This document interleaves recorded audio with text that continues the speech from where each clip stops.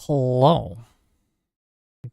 Let me make a couple adjustments here, gang. Can we see me? Can we hear me? Is this thing on? Hello? No Cal Mike. Nice to see you. Welcome to the show. It's Sunday. It's early for me, but we'll see how this goes, okay? We'll see if they show up as well. They're not in my backstage yet, which has me worried. And Hutch just DM'd me. He's like, wait, is this today? So that's always going to be fun. Hello. You voted no on the... Oh, I'm sorry. One second. No, you're fine. What's up, brother? Oh, well, Hutch is here.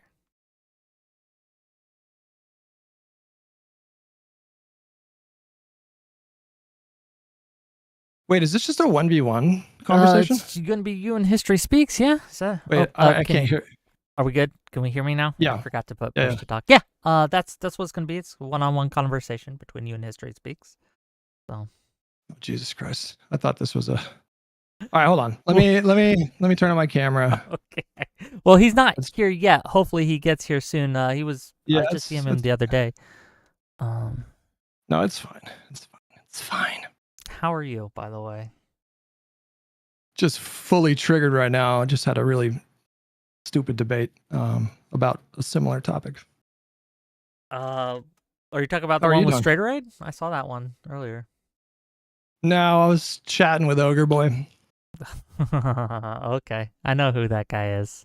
You're familiar with his game. I am familiar with his style of engagement. Sorry you had to deal with that. Let me send Mr. Fine, I did it to myself. Hopefully this will go better, and this will be a little bit better of a conversation. No, I've had a conversation with him before, and it was fine. It was civil. It didn't get crazy. It was fine. Okay. Good.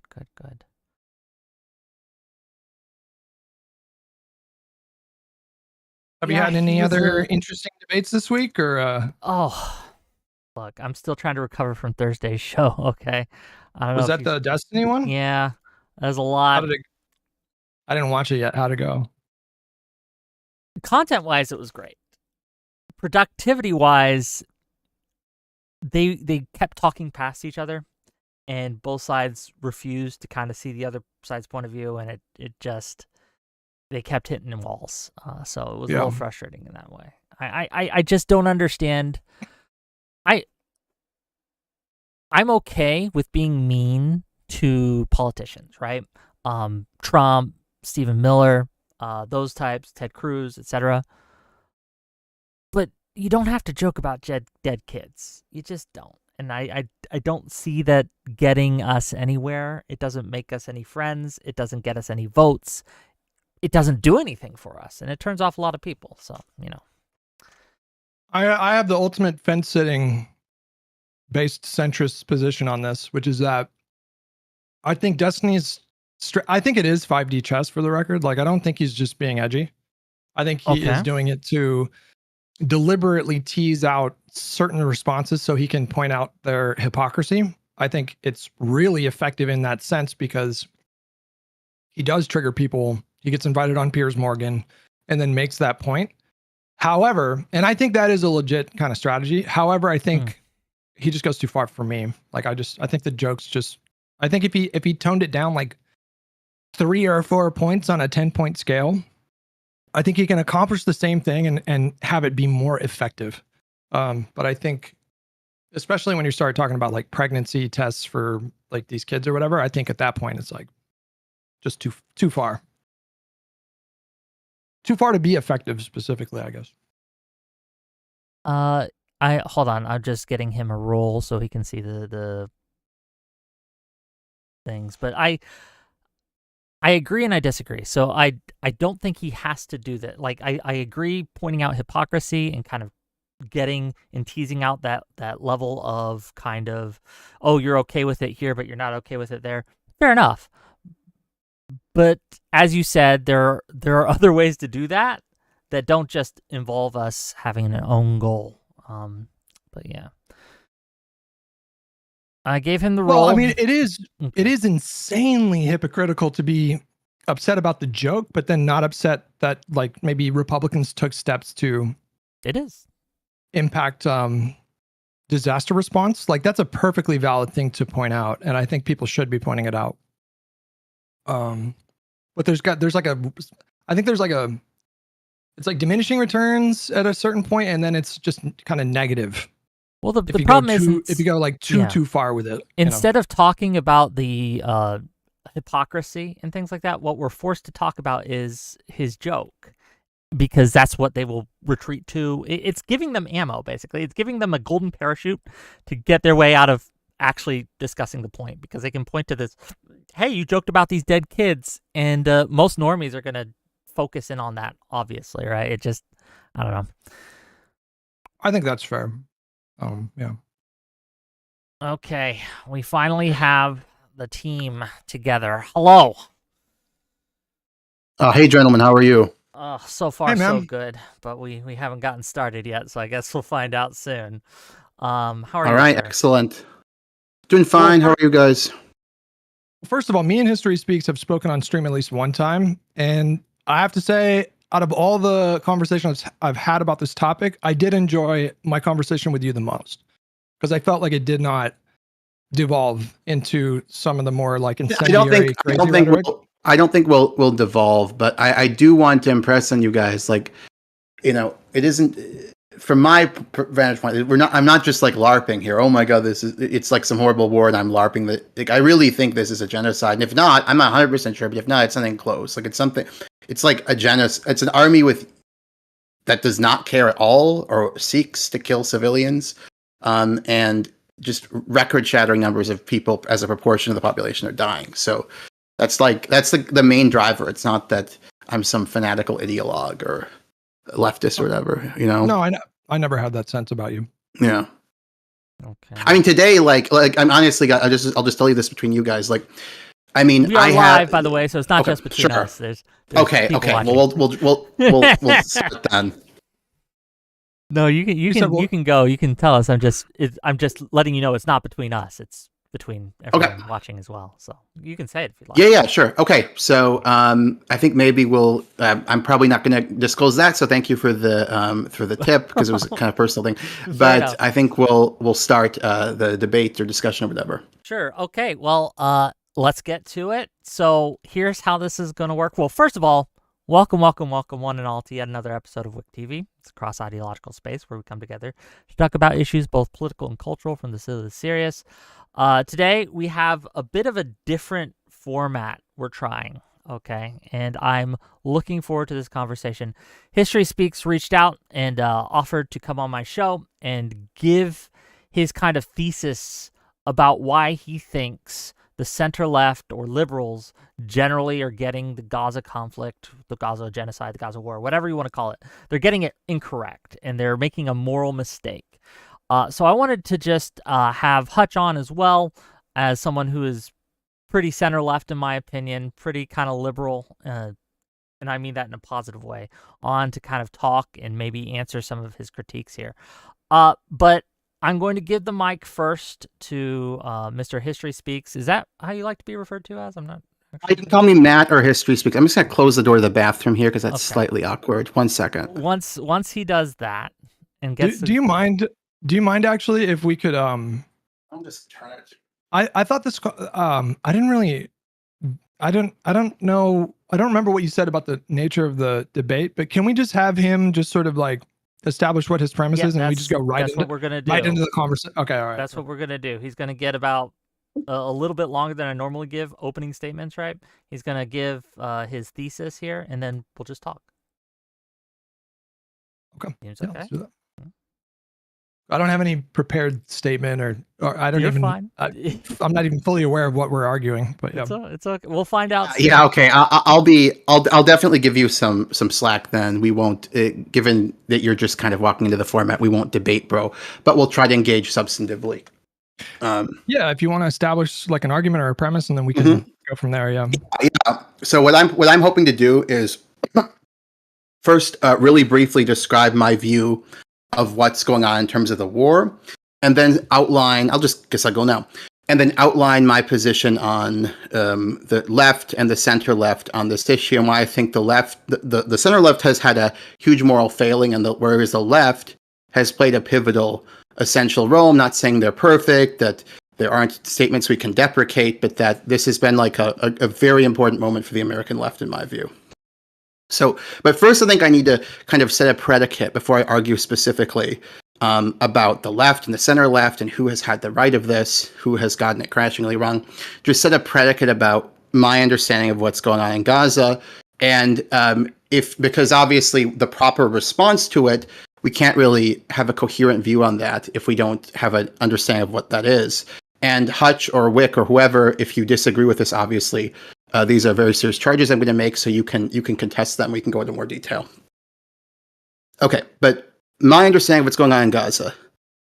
The last 2 years has been by far the biggest atrocity committed by our government in our lifetimes. Nothing is remotely close.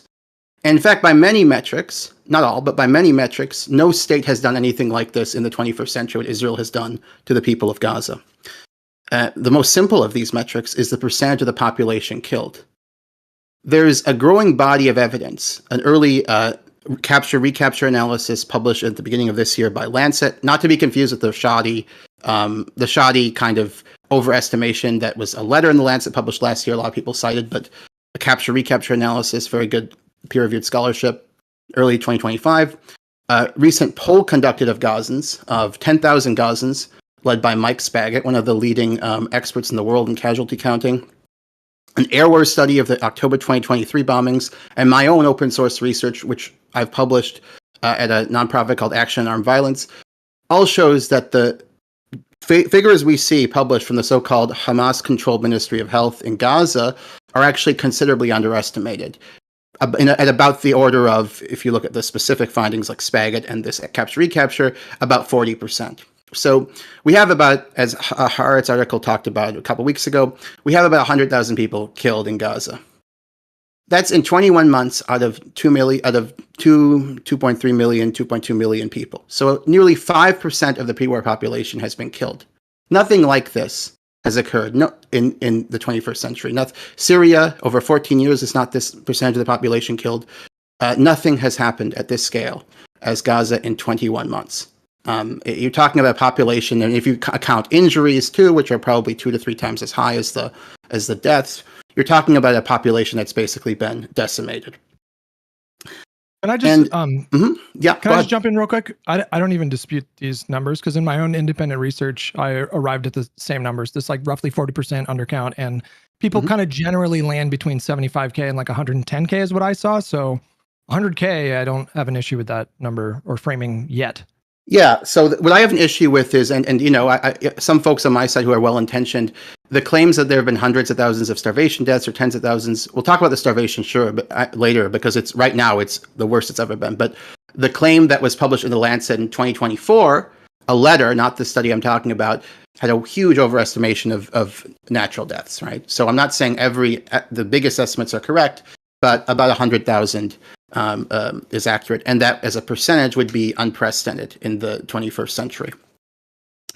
Another claim I want to make, and you might want to contest this, either of you, is that these claims are not, they're neither a coincidence nor the product of Hamas human shields or human sacrifice strategy, whatever you want to call it. This is Israel purposely killing civilians, essentially. You could, I suppose, argue that they're simply recklessly killing civilians, but I think a much more compelling argument, what I'd argue here, emphatically, is that they're purposely killing civilians. We can contest as to why that is. They're purposely killing civilians. You have many dimensions of this. You have the blocking of all food imports for over 2 months. Was that an attack on Hamas? I don't think so. I think it was an attack on the civilians. You have these aid massacres. You have regulations where you can shoot prepubescent children intentionally unarmed and women in free fire zones, and there's no punishment. In fact, sanctioned by a whole division in Gaza, led by Brigadier General Yehuda Vash. And you have this bizarre program, which no Air Force has ever done anything like this, called Where's Daddy, where a single junior militant they're trying to kill by bombing him to death, and do this systematically in their homes with their families and killing whole multi-generational families. They also do this to non-combatants. So I have found in my research, they've done Where's Daddy to a judge. They've done Where's Daddy to a member of the Politburo. The equivalent would be like the member of the Knesset. Not saying a Hamas Politburo guy is great, but he's not even a lawful target, much less somebody you can kill the whole family to eliminate. My position is that Israel is purposefully killing civilians, and I think that's what makes the most sense given genocidal public sentiment, the intentions the leaders expressed, and again the results, the lack of any comparable case in the 21st century of this percentage of pre-war population killed, much less in just 21 months. So we can contest that. Go ahead. Yeah, can I just ask, like, fair enough, but you've made repeated statements that people like Lonerbox, people like Hutch, people like Destiny, people like me, and others are looking at the conflict wrong, are looking at this all wrong, and I want to get to the meat of that, of what we have gotten incorrect about this, because nothing you've said necessarily, like, I have quibbles, obviously, but I would not contest. But Wick. So if you agree, this is why I wanted to say you can challenge my framing of the war, the so-called war. But if you agree they've killed about 5% of the population in 21 months, they're purposely killing civilians, most likely.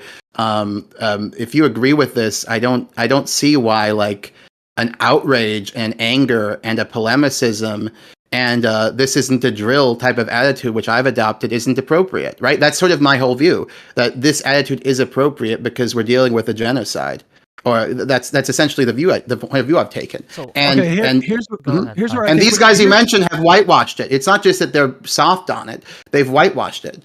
Like Destiny has said, this is the most. He said last year this is the most. He mentioned evacuations, which, by the way, Assad did in Aleppo. There's all kinds of reasons if you're fighting guerrillas, you do evacuations. But he said because of the evacuations, Israel is fighting the most moral war in history, and they're trying to limit civilian casualties the most. I don't know why we believe. No, he said that based on a John Spencer op-ed. He might have. I would say that would be. I'm not saying you guys have, but that's insane. But it's insane. Well, it's Hutch. Well, there's we're touching on kind of like a lot of things at the same time here. So if we can like drill down on like a few different things. So the claim that Israel is purposefully killing civilians, I'm not sure anybody would dispute that there have been instances of war crimes, or maybe even the fact that war crimes have been widespread. If we're talking about proportionality. I'm so sorry to interrupt you. I'll shut up for a whole minute after this. I just have to clarify something. It's very important to understand the charge. The charge is not that some soldier has done this. The charge is not collateral damage. I understand. It's intentional policy. So because war, you're going to kill innocent people, sadly, and we haven't graduated from war. Yeah, go ahead. I would have got there. I promise you, I would have got there. Yeah. So then the question is this a systematically or systemically enforced policy, or is this a case of a particularly like angry population who had just, suffered a really horrific terrorist attack and are now like maybe being very reckless or in the egregious cases like purposeful in killing civilians? Like, I don't know if anybody would deny that. You would have to demonstrate that this is like a systemic policy. And I don't think like it's a good idea to point to the rhetoric of Israelis themselves or even Knesset members. Like, that's not as nearly as relevant as like what is actually happening. So, if, for example, if we went back to the in 2003, shortly after we invaded Iraq, as everybody in this call from America, we were in America for 9/11. Okay, so everybody knows, and everybody who's watching in the chat knows that America went through a very very ultra patriotic, very jingoist, very some would say like explicitly racist or bigoted kind of period following 9/11, where it was kind of normal to hear people say stuff like we should glass the Middle East, right? And you certainly could find no shortage of really barbaric and even genocidal rhetoric from elected Republican politicians in Congress at the time. Maybe even a handful of Democrats as well. Okay, did anyone in the Bush administration? So we have the defense minister of Israel said of civilians. I just got to finish. You got to let him finish his point, and then I'm almost done. Mm-hmm. Like, we don't consider that rhetoric when evaluating if the United States did a genocide in Iraq. We don't consider the rhetoric from like, Americans who were bloodthirsty after 9/11. And when we evaluate if like Iraq was a genocide, we look at the circumstances, we look at the actions of the government and the military, we make a determination. I don't think anybody calls what happened in Iraq a genocide, although maybe some people would say that. But no, that's not a seriously like discussed proposition. But anyway, that's my point. Go ahead, history, please. Yeah, so I differ with you on the importance of these statements. I think if Colin Powell had referred to Afghans as human beasts, for example, and if George W. Bush had invoked scripture and to say that the Afghans are Amalek, right? And if the defense minister, Rumsfeld, I believe it was, if he had said what Israel Katz, who's now the defense minister, said, that the civilian population of Afghanistan will not have a drop of water until they leave the world, I think that this type of rhetoric would have made a difference in policy on the ground. And I think it's important, this rhetoric, as well as public opinion in Israel, which is thoroughly genocidal. I mean, there was a recent poll there's this one poll that's controversial. People say, oh, it's like Lonerbucks did this. Oh, we can't trust it because they use religious language when 47% of Israeli Jews say they want to kill all the Gazans. Okay. I mean, if they use religious language with Palestinians and they said that, I don't think you'd have the same complaint. But another poll from Hebrew University found the large majority of Israelis, and probably something like 80% of Israeli Jews, said that there's no innocence in Gaza, which is an implicitly genocidal belief. So I don't think there is a comparison. No, but we certainly saw analogous rhetoric from both the populists and politicians. Which politicians? In the post 9/11 era. I'd have to go back and look. Okay, but you have to go back and look. Well, wait, hold on. Let me finish my point. Do you not remember hearing like a religious element to the conflict that we were engaged in at the time? It was framed as like a war on terror, but there were certainly a lot of people that were viewing it through a religious lens. Like for a lot of people, it was Christianity versus Islam. And I'd have to go back and find you the specific quotes from various elected politicians at the time, but there was certainly that kind of rhetoric. I think everybody who was alive and remembers that you know what I'm talking about. Yes. This was everywhere. I really don't accept an equation of either the conduct of the U.S. military or now the Iraq War was a war crime. Like the whole war was a war crime because it was not defensive and there was no Security Council resolution. So there's no sanctioning it. So the whole war is a war crime, not defending it. But if you look at the war, I mean, like Brown's Cost of War Institute, there's about 200,000 civilians violently killed in Iraq over literal decades. But this is by all parties, right? The large majority of these people were not killed by the United States or the coalition. They were killed by the people we were fighting, the insurgents, Hezbollah, later ISIS. Right. So, like, first of all, the number of civilians. There were millions dispossessed as well. I mean, it wasn't sure, but the number of civilians our military killed over literal decades, which includes the war against ISIS, is lower. It's definitely Afghanistan, and almost certainly in Iraq, is lower than the number of civilians Israelis killed in a vastly smaller theater of war. With up against, so there's no comparison. Bush did talk about God told him to invade Iraq, so you're correct about that. There were weird statements to this effect, but the propaganda. If you watch the 2004 debate with John Kerry, Bush is trying to say against the anti-war argument that these people are going to be free. They can self-govern. They're going to have a state. They're going to be better off. There was not the same dehumanization rhetoric. Right, but 2004, by that time, if you recall, people had begun to spoil on the war. There's a big difference between the rhetoric that we heard from politicians and even like the American populace between 2004 and 2003, and especially like 2002. So as they were like drumming, you can't find any politicians though. I mean, who were? I think I remember Tom Tancredo once talked about bombing Mecca, and the Bush administration like publicly rebuked him and said he's a clown. Like, don't listen to him. He doesn't represent us. So I just think it's a rewriting of history to say the Bush administration. I mean, remember Bush said Islam is a religion of peace and visited a mosque after 9/11. Like Bush, with their response. Let me give you my interpretation of the difference. The Iraq War was basically a neo-colonial war where they wanted to make part of the Middle East a Western bulwark, and they did it through a war of aggression. I don't see any evidence they wanted to kill or ethnically cleanse Iraqis or do what the Israelis are doing, right? Now, it was a disaster. They're responsible for... So there are 200,000 civilian deaths. They're violent. They're responsible for all of them in the sense that they started this unjust war. So I'm not whitewashing them, but their intentions were not to... I don't see any evidence that Bush wanted to kill... So I think he wanted like a kind of a new South Vietnam. I think he wanted a pro-Western state in the region. I don't think he wanted Iraq to fall into mass death. Mhm. Whereas I think Netanyahu is trying to kill civilians in order to displace them, and is also raising civilian infrastructure to displace them. I just don't think there's any analogy if you look at look at Afghanistan, for example. So the United States was there for decades. Life expectancy when we were there went way up, right? Women's participation in education way up. Frankly, there are polls where tons of Afghans were happy we were there. A lot of Afghans were like, I prefer this to the Taliban, right? So I don't think that you can analogize the intention or conduct of the U.S. military or the U.S. government. Now, public opinion in America would have to compare it with Israel, but I'm very skeptical that the 80% of Americans would say there's no innocent Afghans or Iraqis, would have said that. So I just don't accept the analogy.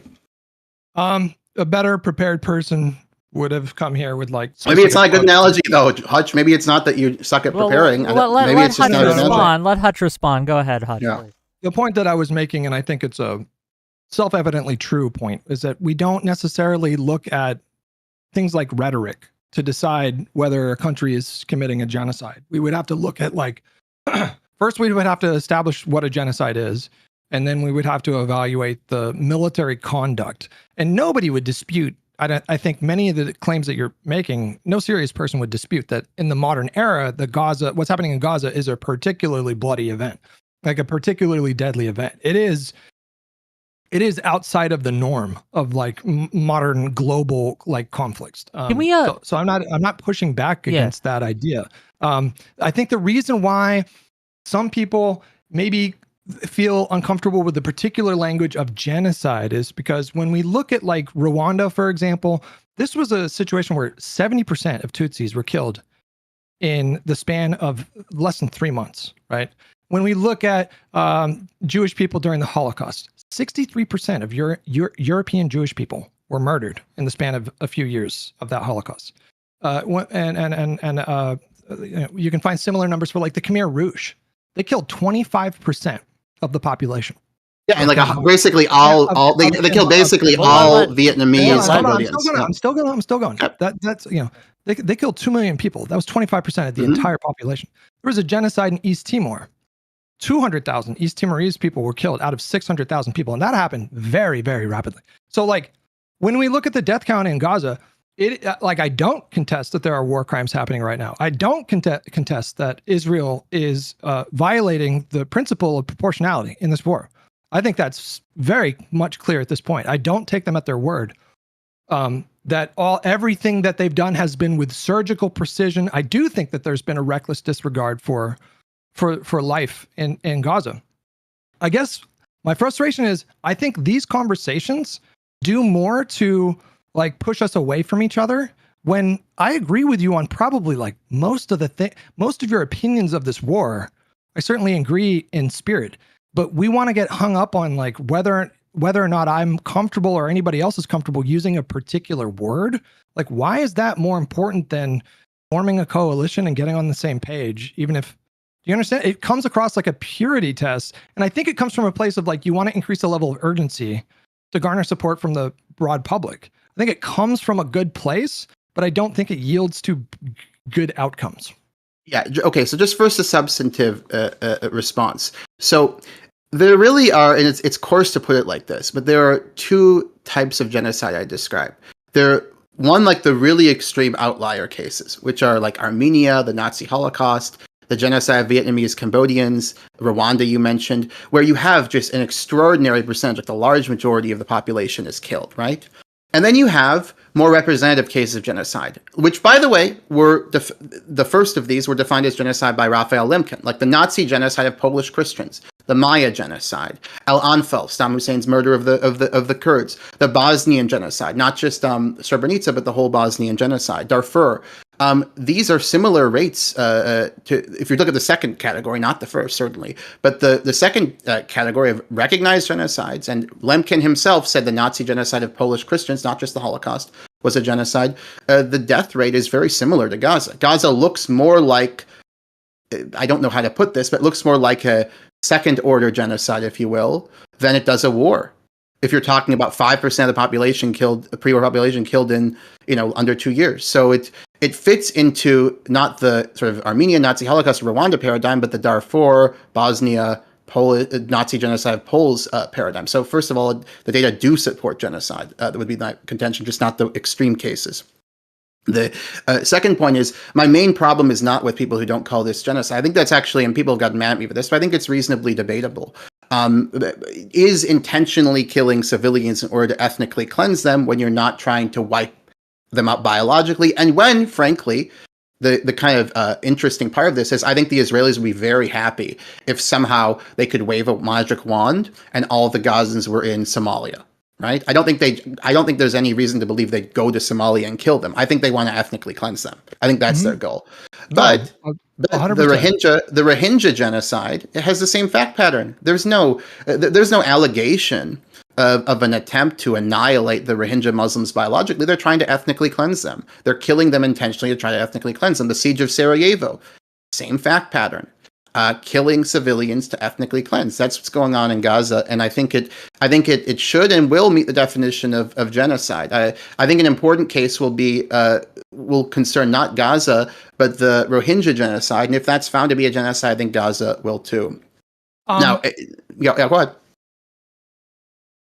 I want to push back against the idea of like, so you're saying that Israel is killing Palestinians in Gaza with the specific intent to ethnically cleanse them. Do you mean like by killing them, or do you mean like eventually pushing them off of Gaza? Well, there's so much suffering and such a risk of death that people are like, my mother's dead, my cousin's dead, I'm maimed, they want to leave, right? I think right now, if you open by the way, I sadly support this. I think Egypt should let them in because it's better to be ethnically cleansed than killed, right? Right. So I do support letting them immigrate. When you have people there you care about, frankly, it's not a difficult question. But if they were to open the gates, you'd have like 95% people leaving, and they'd agree to leave, even if they had to promise never to come back or whatever the Israelis imposed on them. So, yeah, when you describe, let me make one quick point, Hutch. Sorry, and then I'll let you go. Yeah, finish your point, then Hutch can. Yeah. So, Netanyahu has spoken about how they're destroying infrastructure to make people leave. So, like he said to the Knesset, it was leaked. It was published in the Times of Jerusalem. I think I mentioned this in our last talk. That I have it in my little packet here, but I don't know if any. Okay. Well, May 2025. No, they said that we're destroying homes, we're raising homes, and there's going to be no result, but they're going to have to find other places to go. I mean, right now, like the head of the freaking Mossad is in America is trying to find places to send these people. So it's like in my view, the point of the war is ethnic cleansing. And the peculiar thing where somebody could say, wait a minute, this doesn't sound like genocide to me, is that if they could somehow get these people to leave, I don't think they'd follow. I think there's almost no chance they'd follow them and kill them, right? To Somalia. But in my understanding of the Genocide Convention, in my understanding of how the court's likely to rule in the Rohingya genocide case, I think killing intentionally civilians to ethnically cleanse is genocide, because they're trying to destroy the Palestinian Gazans as a people. They'll disperse around the world, they'll develop new identities. I think that's their hope, basically. They're trying to destroy this people, but not through killing every one of them. Well, I mean, I would have to look into what various academics opine when it comes to this sort of thing. But my understanding has always been that ethnic cleansing can be a part of genocide, but ethnic cleansing itself is not necessarily a genocide on its own or inherently a genocide. So even and I don't even disagree with you, but I don't think why would anybody disagree that Netanyahu's trying to ethnically cleanse Gaza? They're very open about it at this point, certainly more open now during the Trump administration than they were during Biden. They just openly say like, yeah, we want to kick them off of the land completely and turn it into real estate development. Netanyahu is also that is a separate concept. Like when we talk about genocide, the word destroy and how that plays into intent is like the defining characteristic of a genocide. And we don't determine whether something is a genocide or not based on like total body count. But when we're talking about like the intent to destroy a population, like, for example, the birth rate in Gaza averaged between 2020 and 2022. We don't actually have good data for 2023 and 2024, I think, for obvious reasons. But I think it's fair to assume that it's a similar kind of trend. The average birth weight was somewhere between like 53 and 57,000 people per year. And you're saying that the number of total dead in Gaza right now is around 100,000. So if the goal was to destroy Gazans or destroy Palestinians in Gaza through this method of killing people, the current rate would play out for like infinity, or I guess thousands of years. And I have to push back against the idea that ethnic cleansing is itself genocide. That's not what the word has typically meant. I want you to respond just real quick. I want to give History Speaks a chance to respond to that, and I will. But I do want to move on, because debating whether or not this is a genocide, while important to the topic at hand, is not the whole topic at hand, if that makes sense. And I want to make sure that we kind of get to the meat of these things. Go ahead, History Speaks, respond. Yeah. So first of all, due to miscarriage rates due to family planning and the like, birth rates have certainly fallen during the genocide. The population has dropped through. If you just look at the number of people killed versus born, there's been a big drop in the population, and it's much bigger if you add in the immigration. And remember, I'm not claiming that their policy, Hutch, is to through killing alone decimate the population. Right? Not my claim. That's not the policy. The policy is through killing and through ethnic cleansing to decimate the population. And if you look at the people who've immigrated out of Gaza and the people who've been killed, there's a huge drop in this population. Which, yeah, so because you have to include. I don't dispute that. Yeah. But the birth rate is down a lot in the first several months. It wasn't down because public health had still maintained like decent standards. Gaza also, pre-war Gaza had decent public health standards. Something that we could talk about. It's one of the problems I have with Finkelstein calling it a concentration camp. Pre-war. Now I think that's a completely reasonable characterization. But pre-war. Why don't we put this a different way though? Well, I don't know. I think we're getting into really crude terms. I do think they're dramatically reducing the population through killing and getting people to leave. That's what's going on. I mean, if you accept 200,000 people have immigrated and 100,000 have been killed, if you assume the same birth rate, which is foolish. I didn't know about that 200K immigrating. So I don't think I would dispute this. I mean, but anyways, yeah. Let's okay. Do you understand that, like, if you're having a conversation with me, like, what do you think, like, would you consider this like an essential part of Palestinian activism? Like, can you advocate for Palestinians if you acknowledge right away that Netanyahu and the IDF are very likely committing war crimes, that way too many civilians have had to pay the price for this barbaric and murderous ultra nationalist regime? If you agree that the Palestinian people deserve a life of dignity and self-determination and a life free from this kind of violence and subjugation, if you agree on all of these things, I guess I don't understand like why this part of the conversation is more important than that. Like, I feel like when we bog the conversation about sort of demands to use particular language, to me, it feels like kind of a waste of time that would be better spent diving into the things that we already agree about. I could be persuaded that the label genocide would be appropriate. If you want to send me various academic papers on this, or other experts that have opined on this matter and are making substantive arguments, like, I could be persuaded on this topic. To me, it's just like the language just seems like secondary to the actual sort of heart of the matter, which is, how do you feel about this conflict? What do you think like the remedy should be for Palestinian people? Those to me are just way more important conversations, don't you think? So again, I'll just reiterate my point. I think that one can contest whether this is a genocide in good faith. People have gotten mad at me for saying that on my side of the issue. That's my position.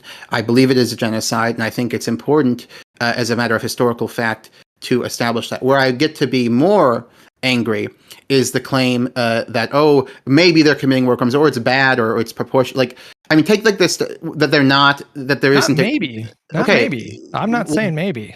I mean, like, they're to kill one very trivial, to get like very trivial military value. They're like systematically killing families in these "Where's Daddy" airstrikes on homes with no militant activity, and they're also doing that. I found, as I say in my open source research, I have found cases where they're killing judges through this, and they're killing civilians who handle money. I mean, so they're also targeting civilians and killing families in this way, and the blocking of all food from coming in for 2.5 months. I mean, would you say the blocking of all food and medicine from coming in for 2.5 months was an attempt to kill Hamas with some unfortunate collateral damage, or was that an intentional attack on? I don't even think it's a serious argument. That was absolutely genocidal, 1,000%. When they blocked aid in that blanket kind of way, that was a genocidal action, and I said that at the time. Because one of the differences between the Biden administration and the Trump administration is when this conflict first started, when this violence first started, when IDF first started dropping these bombs. And the Biden administration reached out to communicate with the Netanyahu administration. And the Biden administration asked them, what is your plan to allow humanitarian aid into the country? And Israel's response was what do you mean? We're not going to let aid into the country. And so they initially started with that sort of attitude. And thankfully, the Biden administration persuaded them to allow aid in. Not enough aid got in, but the Biden administration is the reason why it first started going into the That's the one thing I've given them credit for. There's no question. My own research and people I talked to in Gaza, and again, some people on my side got mad at me for this. But I said this time, now I vilify Biden on this. He should die in prison. But on the war generally, so-called war, but on the food issue, the fact of the matter is he made a very positive difference. I think that the blocking just real quick. Let me finish the point really quick. Yeah, but I want to make sure I heard what you said. You said that you think that Biden should rot in prison for his for knowingly arming a military that he may honestly not think it was engaged in genocide, but he said on multiple occasions they were engaged in indiscriminate bombing. That's a war crime. Indiscriminate bombing is murder. You have to have a target, a specific defined target. There can be collateral damage, but you can't just indiscriminately bomb. He said on multiple occasions that that the Israelis were indiscriminately bombing Gaza. He said that in an interview with, I think, Lawrence O'Donnell after he left office.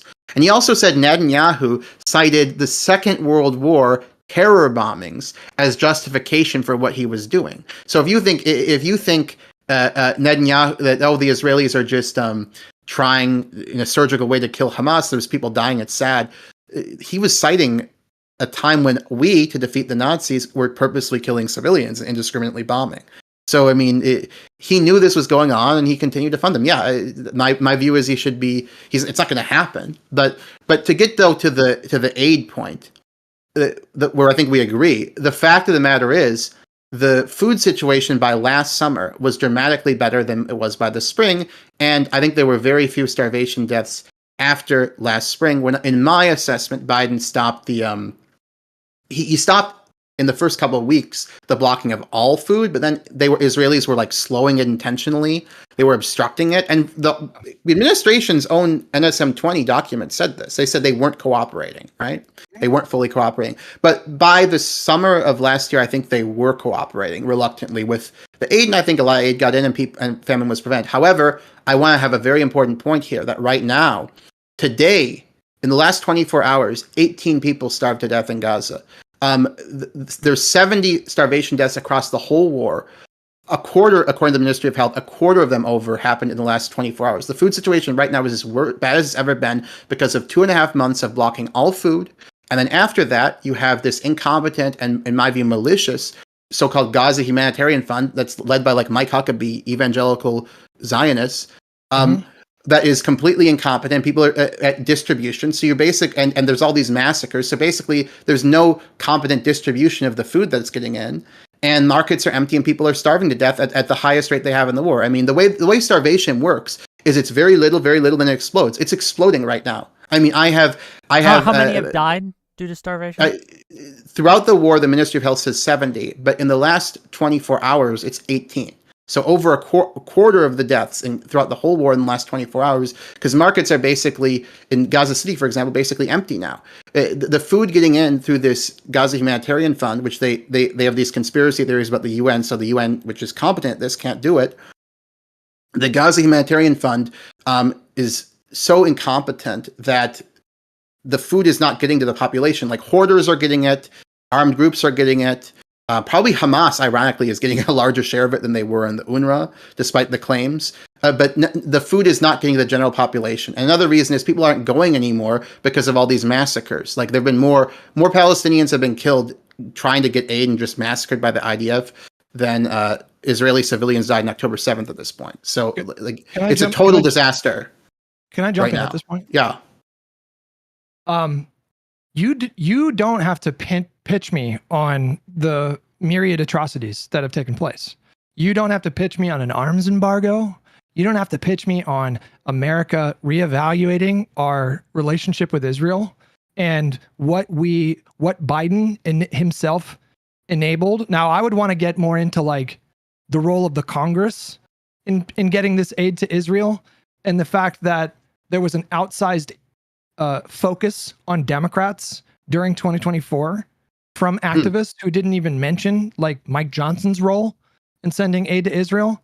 Like that to me is a more interesting conversation, because that's really the big disconnect here. And can we also we also talk about the recent criticism that AOC has gotten for not coming on to the bill? That I would love to dive into that. We can talk about that. Yeah, but I think first we should go chronologically, but we should talk about the AOC. Sure. And be good. I have to use a little boys' room real quick, but I trust none of you will say sirs while I'm gone. So give me a second. We'll be good. Yeah. I assume maybe we can dive into like ContraPoints' critique and how that. Yeah. That's all real. All of that is. I mean, I think there's a spectrum of people. Like I'm critical of you, but I'm much more critical of a Destiny or a Loner Box than you. Although I'm quite critical of you too.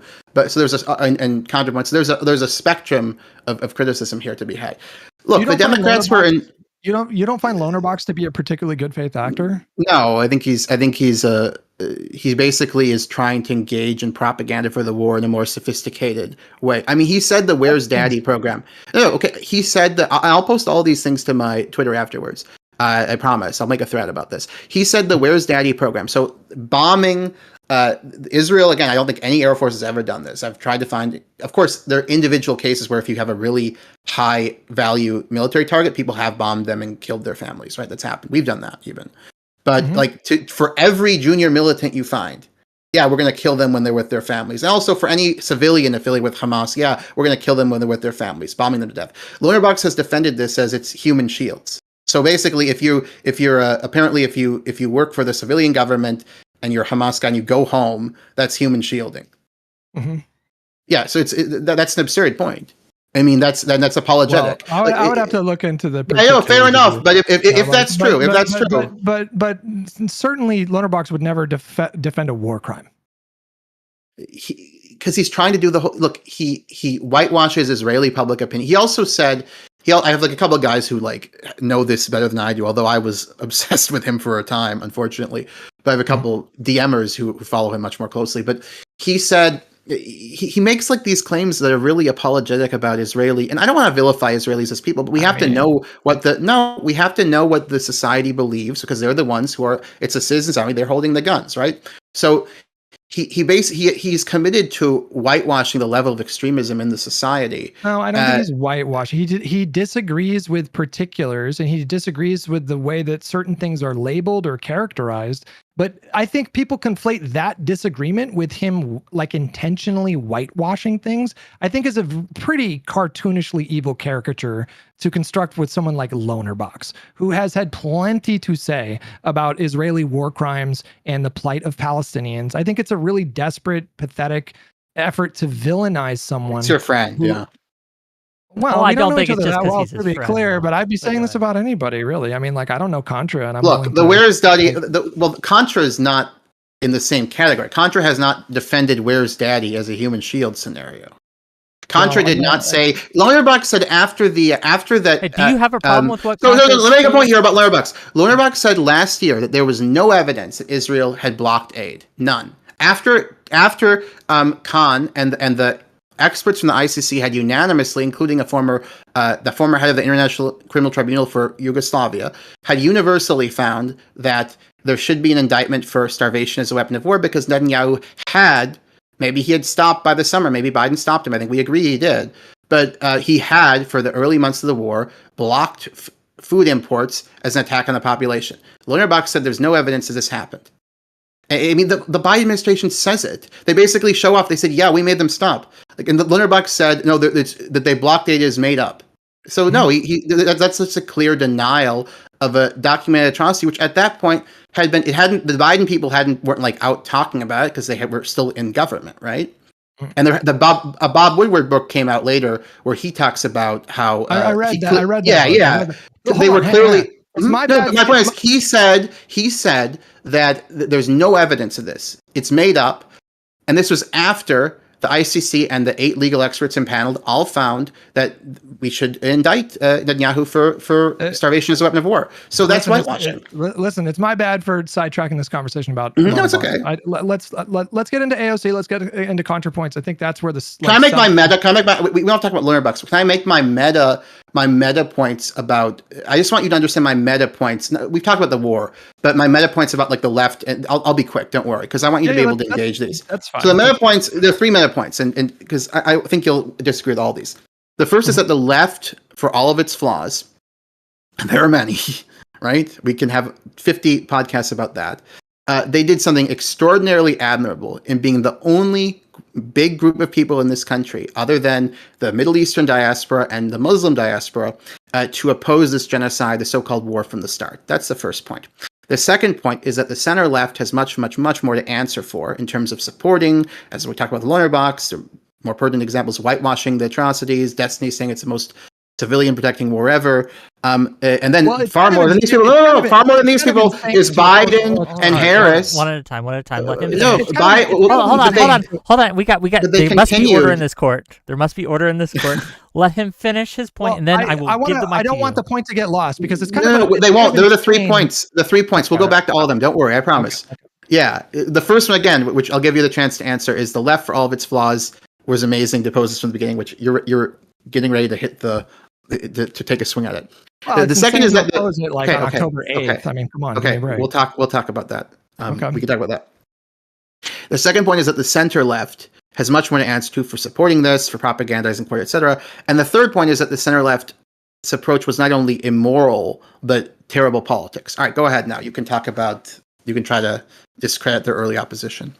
You brought up the point that the left deserves credit for, opposing this war from the very beginning. It's kind of insane to oppose the war on like October 8th. Beyond a certain point, I think it's reasonable to say, okay, this is way too much carnage, way too much death. And then your second point was that the center left has more to defend in terms of like support for the war. Stuff has been much worse. Way worse. I don't know. Listen. I feel like the center left in America would probably like overwhelmingly oppose the level of like destruction and death in Gaza. Like, I don't know what polls you're looking at, but like, yeah, after it happened. Well, that's usually when you can't doc crime this. You can't respond to it before they do anything.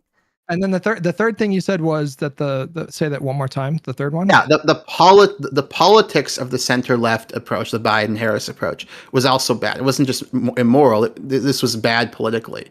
Like, if they were closer to the left view, that would have been better politically for them. Can we define what the left? What, in your opinion, what is the left? No, there's a few things we need to fucking define here. Yeah, but like, go ahead, Hutch, please. Sorry. Okay. If you're pointing out the disconnect between like the Democratic electorate and like Democratic politicians, you're not wrong. I think like if we borrow Contra's critique, and it touches on sort of like what you're talking on right now, one of her biggest critiques of the left throughout this entire conflict has been that they have set completely unrealistic, politically infeasible, doomed demands. That is, I think, just self-evidently true. And she pointed to 2 particular things that were politically infeasible. And I reacted to so many different leftist content creators who lost their shit when she said it was politically infeasible. But none of them substantively like refuted what she said. She said that if we're going to reconstruct, let him finish. Go ahead. I'll be quick. If we're going to like reconstruct a Congress that would have more votes or majority support to cut aid to Israel, her point was that this would be a multi-year project, and she's objectively correct about that.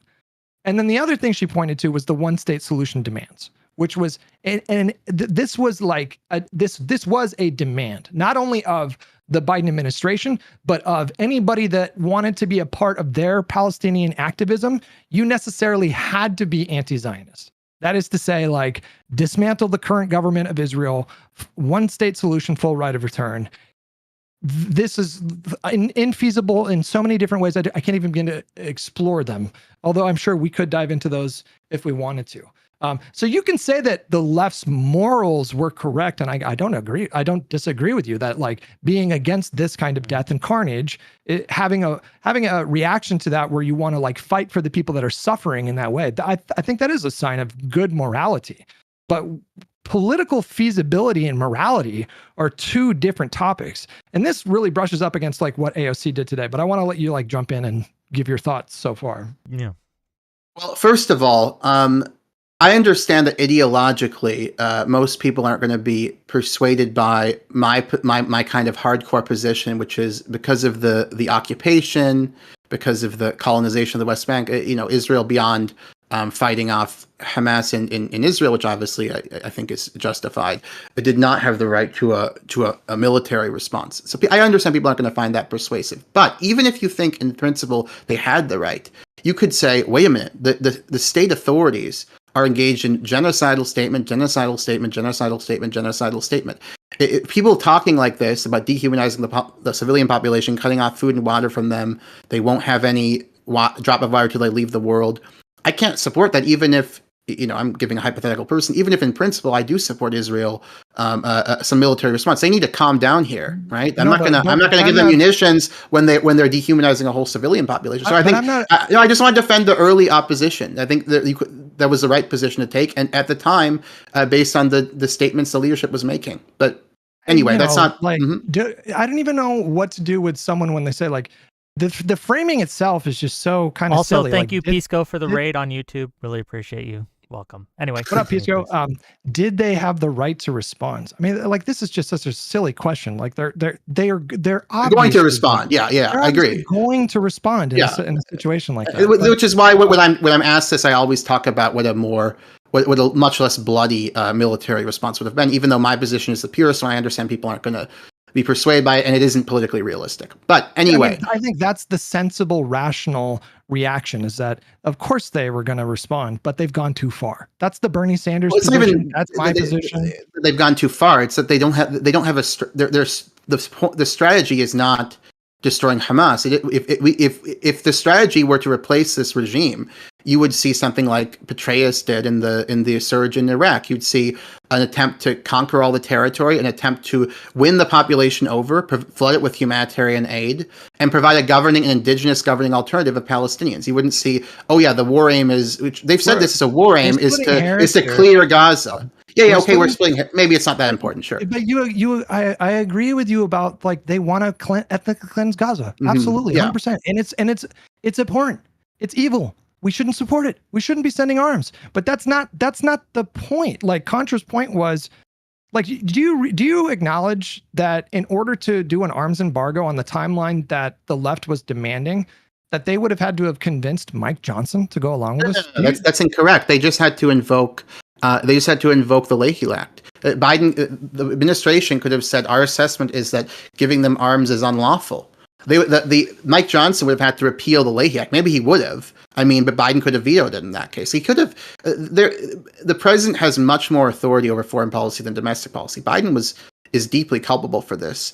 Remember, Biden also Biden paused a shipment of arms. By the way, he paused more than that, and this shows the power of Israel. But Biden didn't need Mike Johnson's permission. No, they can pause arms. They cannot permanently end arms shipments or congressionally appropriated funds. Yeah, they don't have the constitutional authority. No, they can. Biden could have absolutely invoked the Leahy Act and said this is unlawful. I can't send arms. This is unlawful. It would not have been upheld. It would not have worked. It would have been a court case. Which would the administration could have refused to do this. They could have. Because again, according to the Constitution, the president just doesn't have the power of the purse like that. They can't. No, but this is a law. Something that the Congress has said we need to pay this. Like there's a lot of court cases when Trump has tried to stop that and things like that. But yeah, the Supreme Court just would not have gone along with that. It just wouldn't have No, worked. I mean, look, the United States has treaty obligations under the Geneva Conventions. The Leahy Act is meant to reinforce this. Biden absolutely had the power to unilaterally stop arms shipments under the Leahy Act. This is not a typical appropriation. This relates to the Geneva Conventions, gross human rights violations, international law obligations. I mean, yeah, it's possible that like the Israel lobby would have gotten Mike Johnson to like repeal the Geneva, say, okay, we're no longer abiding by the Geneva Conventions because it's racist against Netanyahu. That's possible. It's within the realm of possibility with how absurd the Republicans are in this. But I don't think so. He had the unilateral authority, and he did pause shipments of 2,000 bombs. Also, others. You keep saying that, but he can. The presidents can pause things like weapon shipments and congressionally approved funds, but they cannot unilaterally. You're invoking the Leahy Act, and there's like this is a hotly contested topic. I mean, this kind of reminds me of like when like there's a lot of lefties that claim that Biden had a legal avenue to just blanketly forgive all student loan debt, but to Wick's point here, this would have been contested in the courts, and there's just no way this would have survived like judicial review. And I think you're trying to move the conversation away from like the Republicans' involvement in what happened here. And what Contra was saying was that lefties, their activism was like it was worse than counterproductive or worse than like neutral or non-effective. It was like thoroughly destructive to focus all of the attention and energy on the Democratic Party when the Republican Party, number one, they were just as involved in sending aid to Israel. And number two, Donald Trump was promising to do like even worse things. And I think we can all see that has materialized in ways that eclipsed even my worst fears for what could have happened. Did you think that he would give a press conference and say, yeah, I'm thinking about like kicking everybody out of Gaza and annexing it as like an American territory? I voted for him.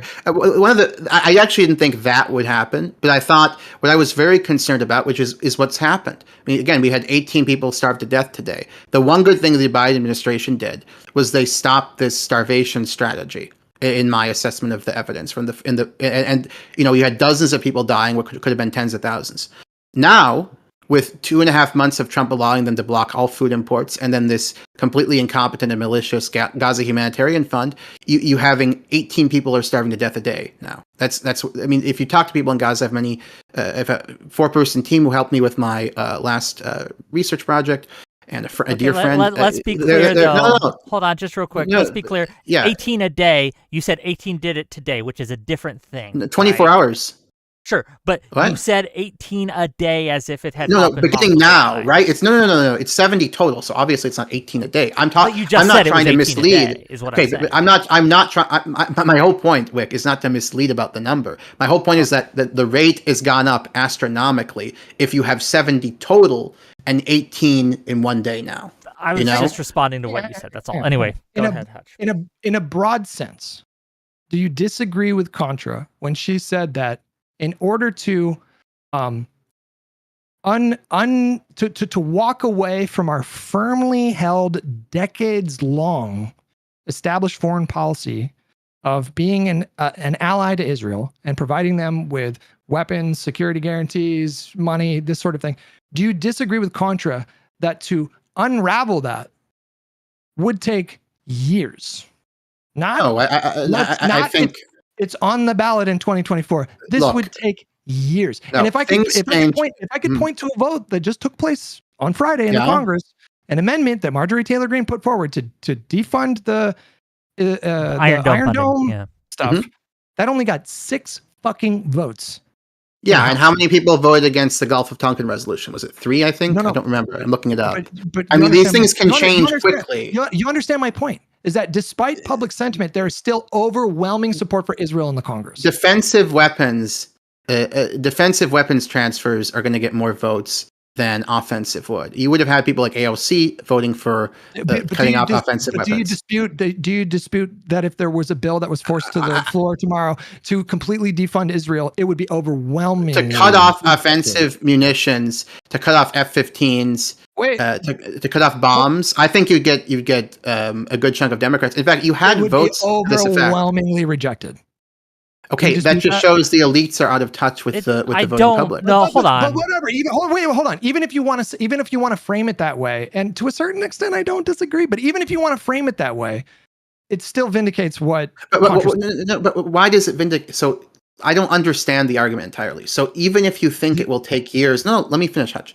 Even if you think this is a very difficult task because of the vote yesterday, right?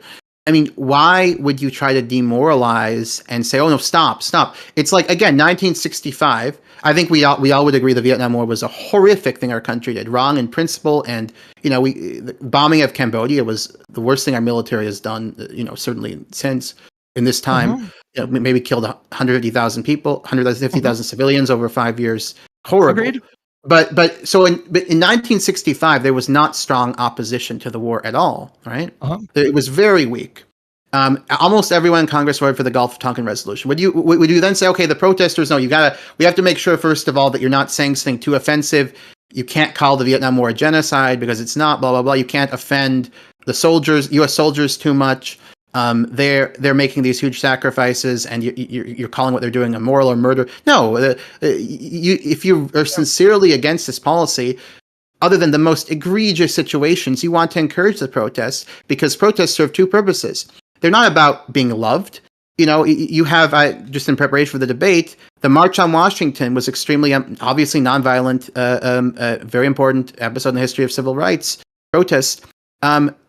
23% of Americans had a favorable view of it, right? So the Americans did not like the March on Washington, right? Okay. They didn't like the Vietnam War anti-war protests, but they didn't like the Freedom Riders. But all these things were very important because even though the protesters weren't popular, they were putting these issues on the public radar and making people think about it. Hold on. Here's what happened after all of that, after the Summer of Love in '68 and things like that. It led. I'm going to get to that. This is a 2v1 situation here, Wick. Sorry. Go ahead, Hutch. You're doing get to it. Let me get to it. You're kind of walking into my argument here. I don't know if you realize that, but would you agree that Nixon was worse in terms of total body count than LBJ? He killed more people, even though he wound Cambodia down was. I'll add this point. Cambodia was much worse than Rolling Thunder. Let me make the point. Okay, even though he wound down troops from Vietnam, he did bring the soldiers slowly back over years.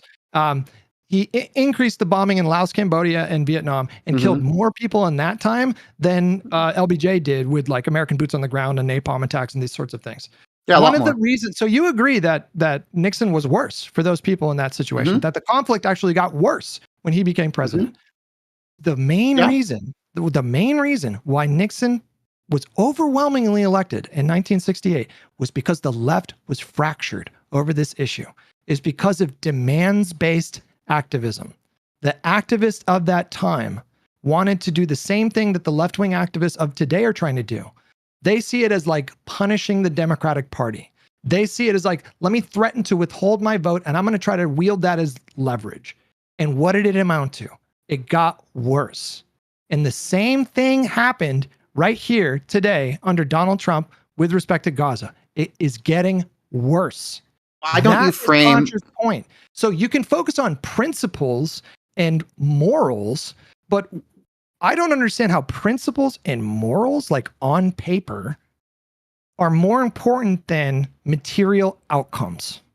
Okay, so we agree that Humphrey losing to Nixon was a very bad outcome, right? Including in the Vietnam War. We're fully in agreement there. But what's so strange is that you're putting the responsibility for the fracturing of the left on the protesters of this horrifically unjust war the U.S. did. No, rather than on Humphrey. Humphrey himself didn't break from Johnson's policy until right before the election, and it was too late to mobilize people. But you're right about that. Of course, the people themselves had every right to be upset. It's not about being upset or morally correct or principled or anything. My philosophy on voting and electoral politics is it needs to be a ruthlessly cold calculation.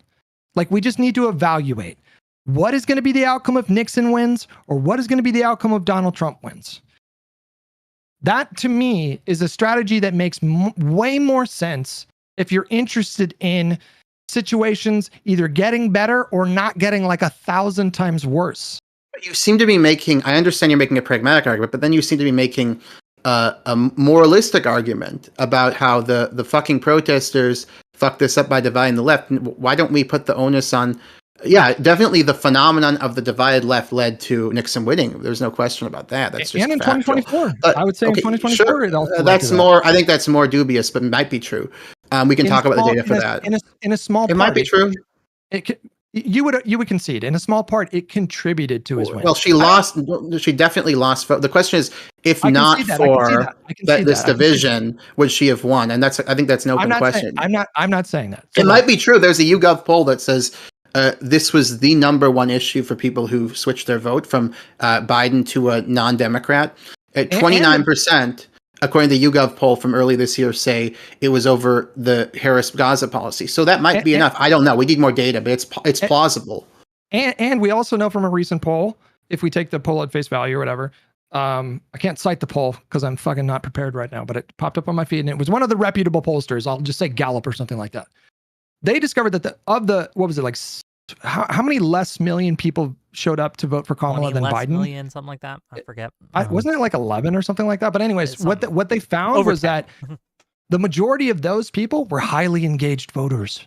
The majority of the people that sat out were people that like vote in special elections and vote in midterm elections and these kinds of things. So that sort of leads me to believe that Gaza was probably like a big deal for a lot of those people. Now I can't quantify it, but like if a politician wins by 10 votes in a small town or something like that, you can't blame one person or even two people. Hey, it's your fault. It's a collective. So surely you would concede that in some small part, the anti-Biden, anti-Kamala left contributed to Donald Trump winning in 2024.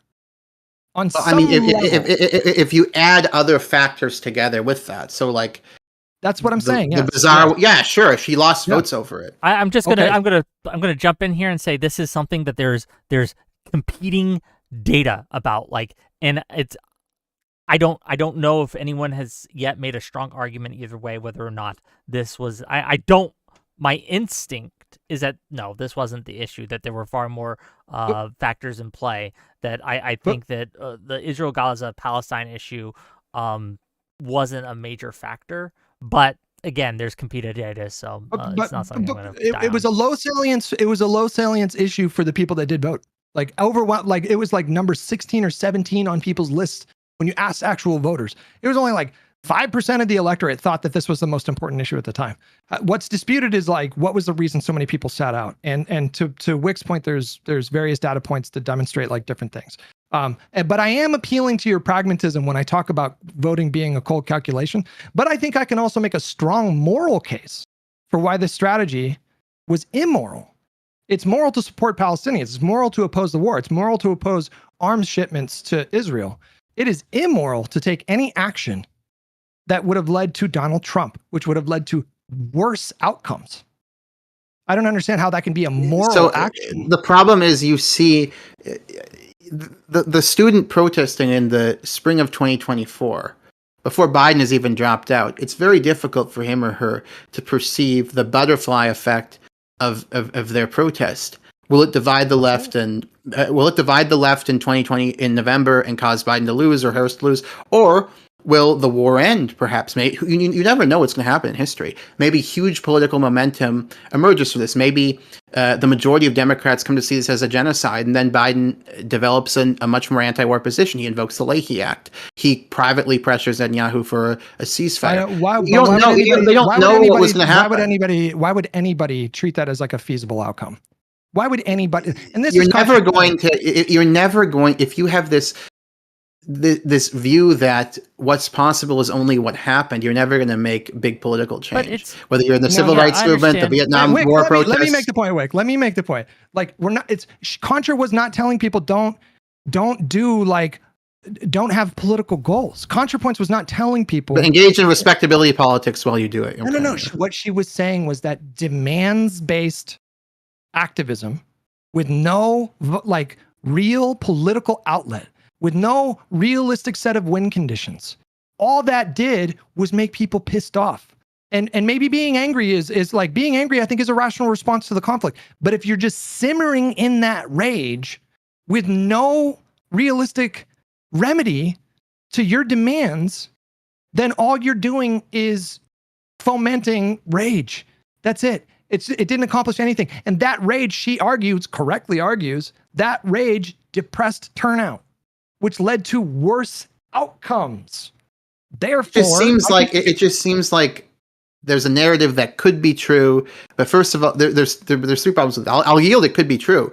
There's some data to support it, but first of all, you have to look at what was it rational to, as a protester at the micro level, if you're a protester at Columbia, was it rational to expect that this movement is going to ruin the election, or could it have led to better outcomes? That's one thing. The second thing is, what are the consequences of inaction? Right? Did the protest movement? It's possible that the protest movement led to some changes in policy with Biden, maybe regarding aid. You have to remember, for months he did not effectively. This is my assessment of the data. He did not, and you remember that the starvation was beginning in early 2024. He did not effectively coerce the Israelis into letting in food. We were trying to do this peer and this food drops from the sky or whatever. And then at some point in the spring, he does it. Maybe after the World Central Kitchen massacre, maybe a little earlier than that. There's nothing wrong with so they may have made some positive impacts. And they're also, by mobilizing and keeping the issue salient, they're setting up for a political change in the future. Did they keep it salient? They did. Look, the thing about protests is not to be popular. It's to make an issue salient and to kind of radicalize, frankly, and intensify your own people. Make it a voting issue for your people. Did they keep it salient? Well, they did until the billionaire class banned these protests effectively by intimidating the universities. Those protests, by the way, were overwhelmingly unpopular. I understand you're appealing to the civil rights protests. Mm-hmm. The civil rights protests and the principled strategy of nonviolence that had a politically feasible mechanism to be remedied, as that played out that way. They got the legislation that they were asking for, and it wasn't just because of the sit-ins. A lot of it had to do with the fact that JFK had just been martyred, and so LBJ was able to use that extraordinary event to galvanize support for the issue. And he framed it like, we need to go through with what JFK wanted, and so that benefited him in that way. Who knows how long it would have taken to get civil rights without that situation, but at least they had a feasible mechanism to solve to get their asks right. If you look at that's a different thing altogether from demanding an arms embargo that they had no mechanism to accomplish this. And I do want to theoretically an arms embargo is possible, right? So there's nothing physically stopping that from happening. But the practical considerations of that moment necessitated that you would have had to have convinced tons of Republicans in Congress to go along with that. She's saying that's going to be a years-long project, and to treat it like we're demanding it right now, and if we don't get it, we're not going to vote. That, I would say, is immoral. It led to worse outcomes. It was stupid and immoral. And before you respond, History Speaks, and I'm going to give you a chance to respond, I do want to add in, it wasn't simply that there were protests that was the problem. I don't think protests in a vacuum are a problem. They can be a very good thing. It was how those protests were conducted and how it manifested on the more general stage of discourse, right? They were not doing no-go zones for fucking Jews. Zionists basically. was insane. Yeah, for Zionists. So how many people? Insane, bro. There were Jews who, look, this movement, do you have any example where a Jew who agrees with these folks, who says this is a genocide, I'm against it, is mistreated by them? I don't think you should mistreat a Jew who doesn't disagree. I don't think you should mistreat a Jew who disagrees they think they with support them. genocide. They support genocide. That's why they mistreat them. It wasn't about genocide. They were saying it was about a one-state solution, bro. They were saying anyone who is a Zionist is not allowed in the fucking Quad, which was crazy. So, okay. You don't think that was crazy? I'll tell you what my position is. Please. Okay. My view of these protests is that... This feels like a 2v1, by the way. I don't like that. It's okay. I don't mind. Okay. The problem with the problem with your discourse here is that you assume that to have an effect, a positive effect, the protests have to be the people have to ideologically agree with all the minutia that the protesters believe in. A one-state solution was not the core of these protests. It was to stop the genocide. Yes, No, it no. was. So you think No, no, Norman Finkelstein is a two-state? I No, criticized no. him earlier. No, he believes in a two-state solution. Do you think the protesters dislike him? No, they like him. Yes, they did. Did you not see the video? Yeah, of Norm? they did. Yeah, because Hold on. Norm Finkelstein went to a college campus and he gave a lecture that was like 2 minutes long about how From the River to the Sea was counterproductive. It wasn't responsible language. It turned too many people off, and that those protesters should be more calculated and responsible in their rhetoric. And the young activist took the mic from him and immediately started to chant From the River to the Sea. I have to say I don't agree. Even though ironically I have to push back on Finkelstein, the concentration camp metaphor before the war, because I think that's just factually inaccurate. But I think From the River to the Sea is a very beautiful attestation to the homeland of a people that's been dispossessed and now is undergoing genocide. So I think that was stupid concern trolling on his part. I agree with what they did. They didn't. No, you're exaggerating, Hutch. They did not grab it from him and say, "How dare you? You're evil." He spoke. They clapped at the end. They let him speak. Nobody cut him off. And then at the end, they chanted it. It was really weak clap, like 5 people clapping. She grabs the mic and goes, "From the river to the sea." If you everybody starts laughing and chanting along with her. So that was a thorough rebuke of what he shouldn't have been.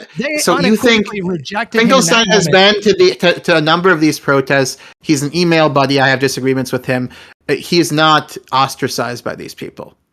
They watch his videos, they retweet him on. It's one state solution is not core to these movements. Let's talk about Martin Luther King for a second. Martin Luther King had many views on race about like quotas, for example, that were not going to be implemented. I think we disagree with them, and were not going to be implemented by American society. It did not mean that he was an ineffective activist. He was an extraordinarily effective activist, and because the core of his, that's part of it, but the core of his activism was not about his views about we should have representative quotas for racial groups. The core of his activism was that Black people in the country should be equal citizens. Mm-hmm. And we believe in America, and how can you deny this to the they'd say at the time, the Negro, so that was the core. The core was not these views that the John Birch Society, when they did a snippet of, oh my God, Martin Luther King talked friendly to the communists 5 nights ago. They weren't wrong. He had some extreme views, but it's okay that he had the extreme views because his core. It's, first of all, I don't care that he did. There's but second, no. But it was not the point. It was not his program, nor is it the program of the protests. The protests want to end the genocide. That is the 99.99% issue. And if you are against the genocide, you are welcome at these protests. Norman Finkelstein is not ostracized by these people, even though he's a two-stater. Number one. This is minutia. Okay, let Hutch go, please. Number one, at every single protest that I saw on these campuses, the policy of the protesters all over the country was to block access to various parts of the campus based on if someone was a Zionist or not. Okay, that's number one. So it went beyond anti-war activism. You cannot honestly tell me that anti-Zionism was not mandated part of Palestinian activism in those circles. Number two, I don't think Martin Luther King is the guy you want to invoke in this spot, because he never told people don't be aspirational. He never said don't be radical. What he did do, however, was consider practical considerations. He took electoral strategy very seriously. He was super thoughtful about how to go about doing activism for these policies. People bring up riots are the language of the unheard as if that effectively summarizes his position on that matter. He did not co-sign riots. He specifically. Okay, so let's talk about violence. Let's talk about violence.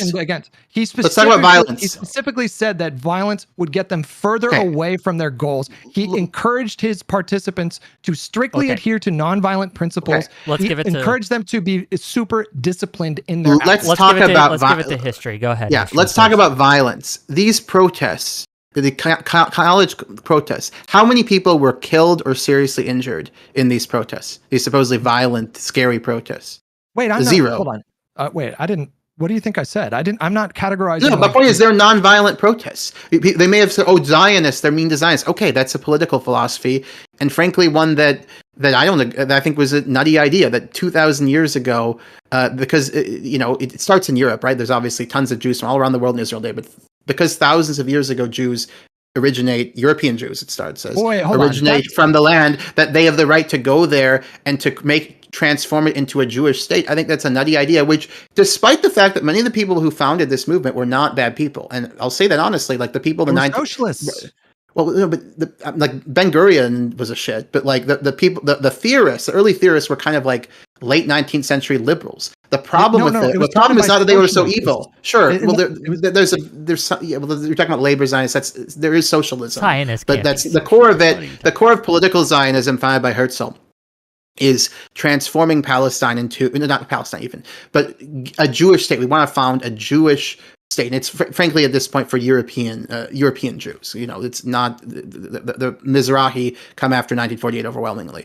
So it isn't that the people who had this concept were evil necessarily. There was some that were terrible people like Ben Gurion, but it wasn't that everyone's horrible. Really, the core philosophy was like kind of liberal nationalism, right? Like, it's for us. It's an ethnically defined state, but we're going to treat the minorities, non-Jews or whatever, with equal rights. It's sort of liberal nationalism. The problem was that they wanted to transform an occupied land into a Jewish state, and that inevitably, as Benny Morris has said, and others have said, that inevitably led to ethnic cleansing. And I think it's now led, the many other factors, it's led to genocide, because essentially the ideology to sustain this this concept of a Jewish state in land occupied by non-Jews, you need to ethnically cleanse, and now you need to commit a genocide. I want to bring it back to the present and the protests.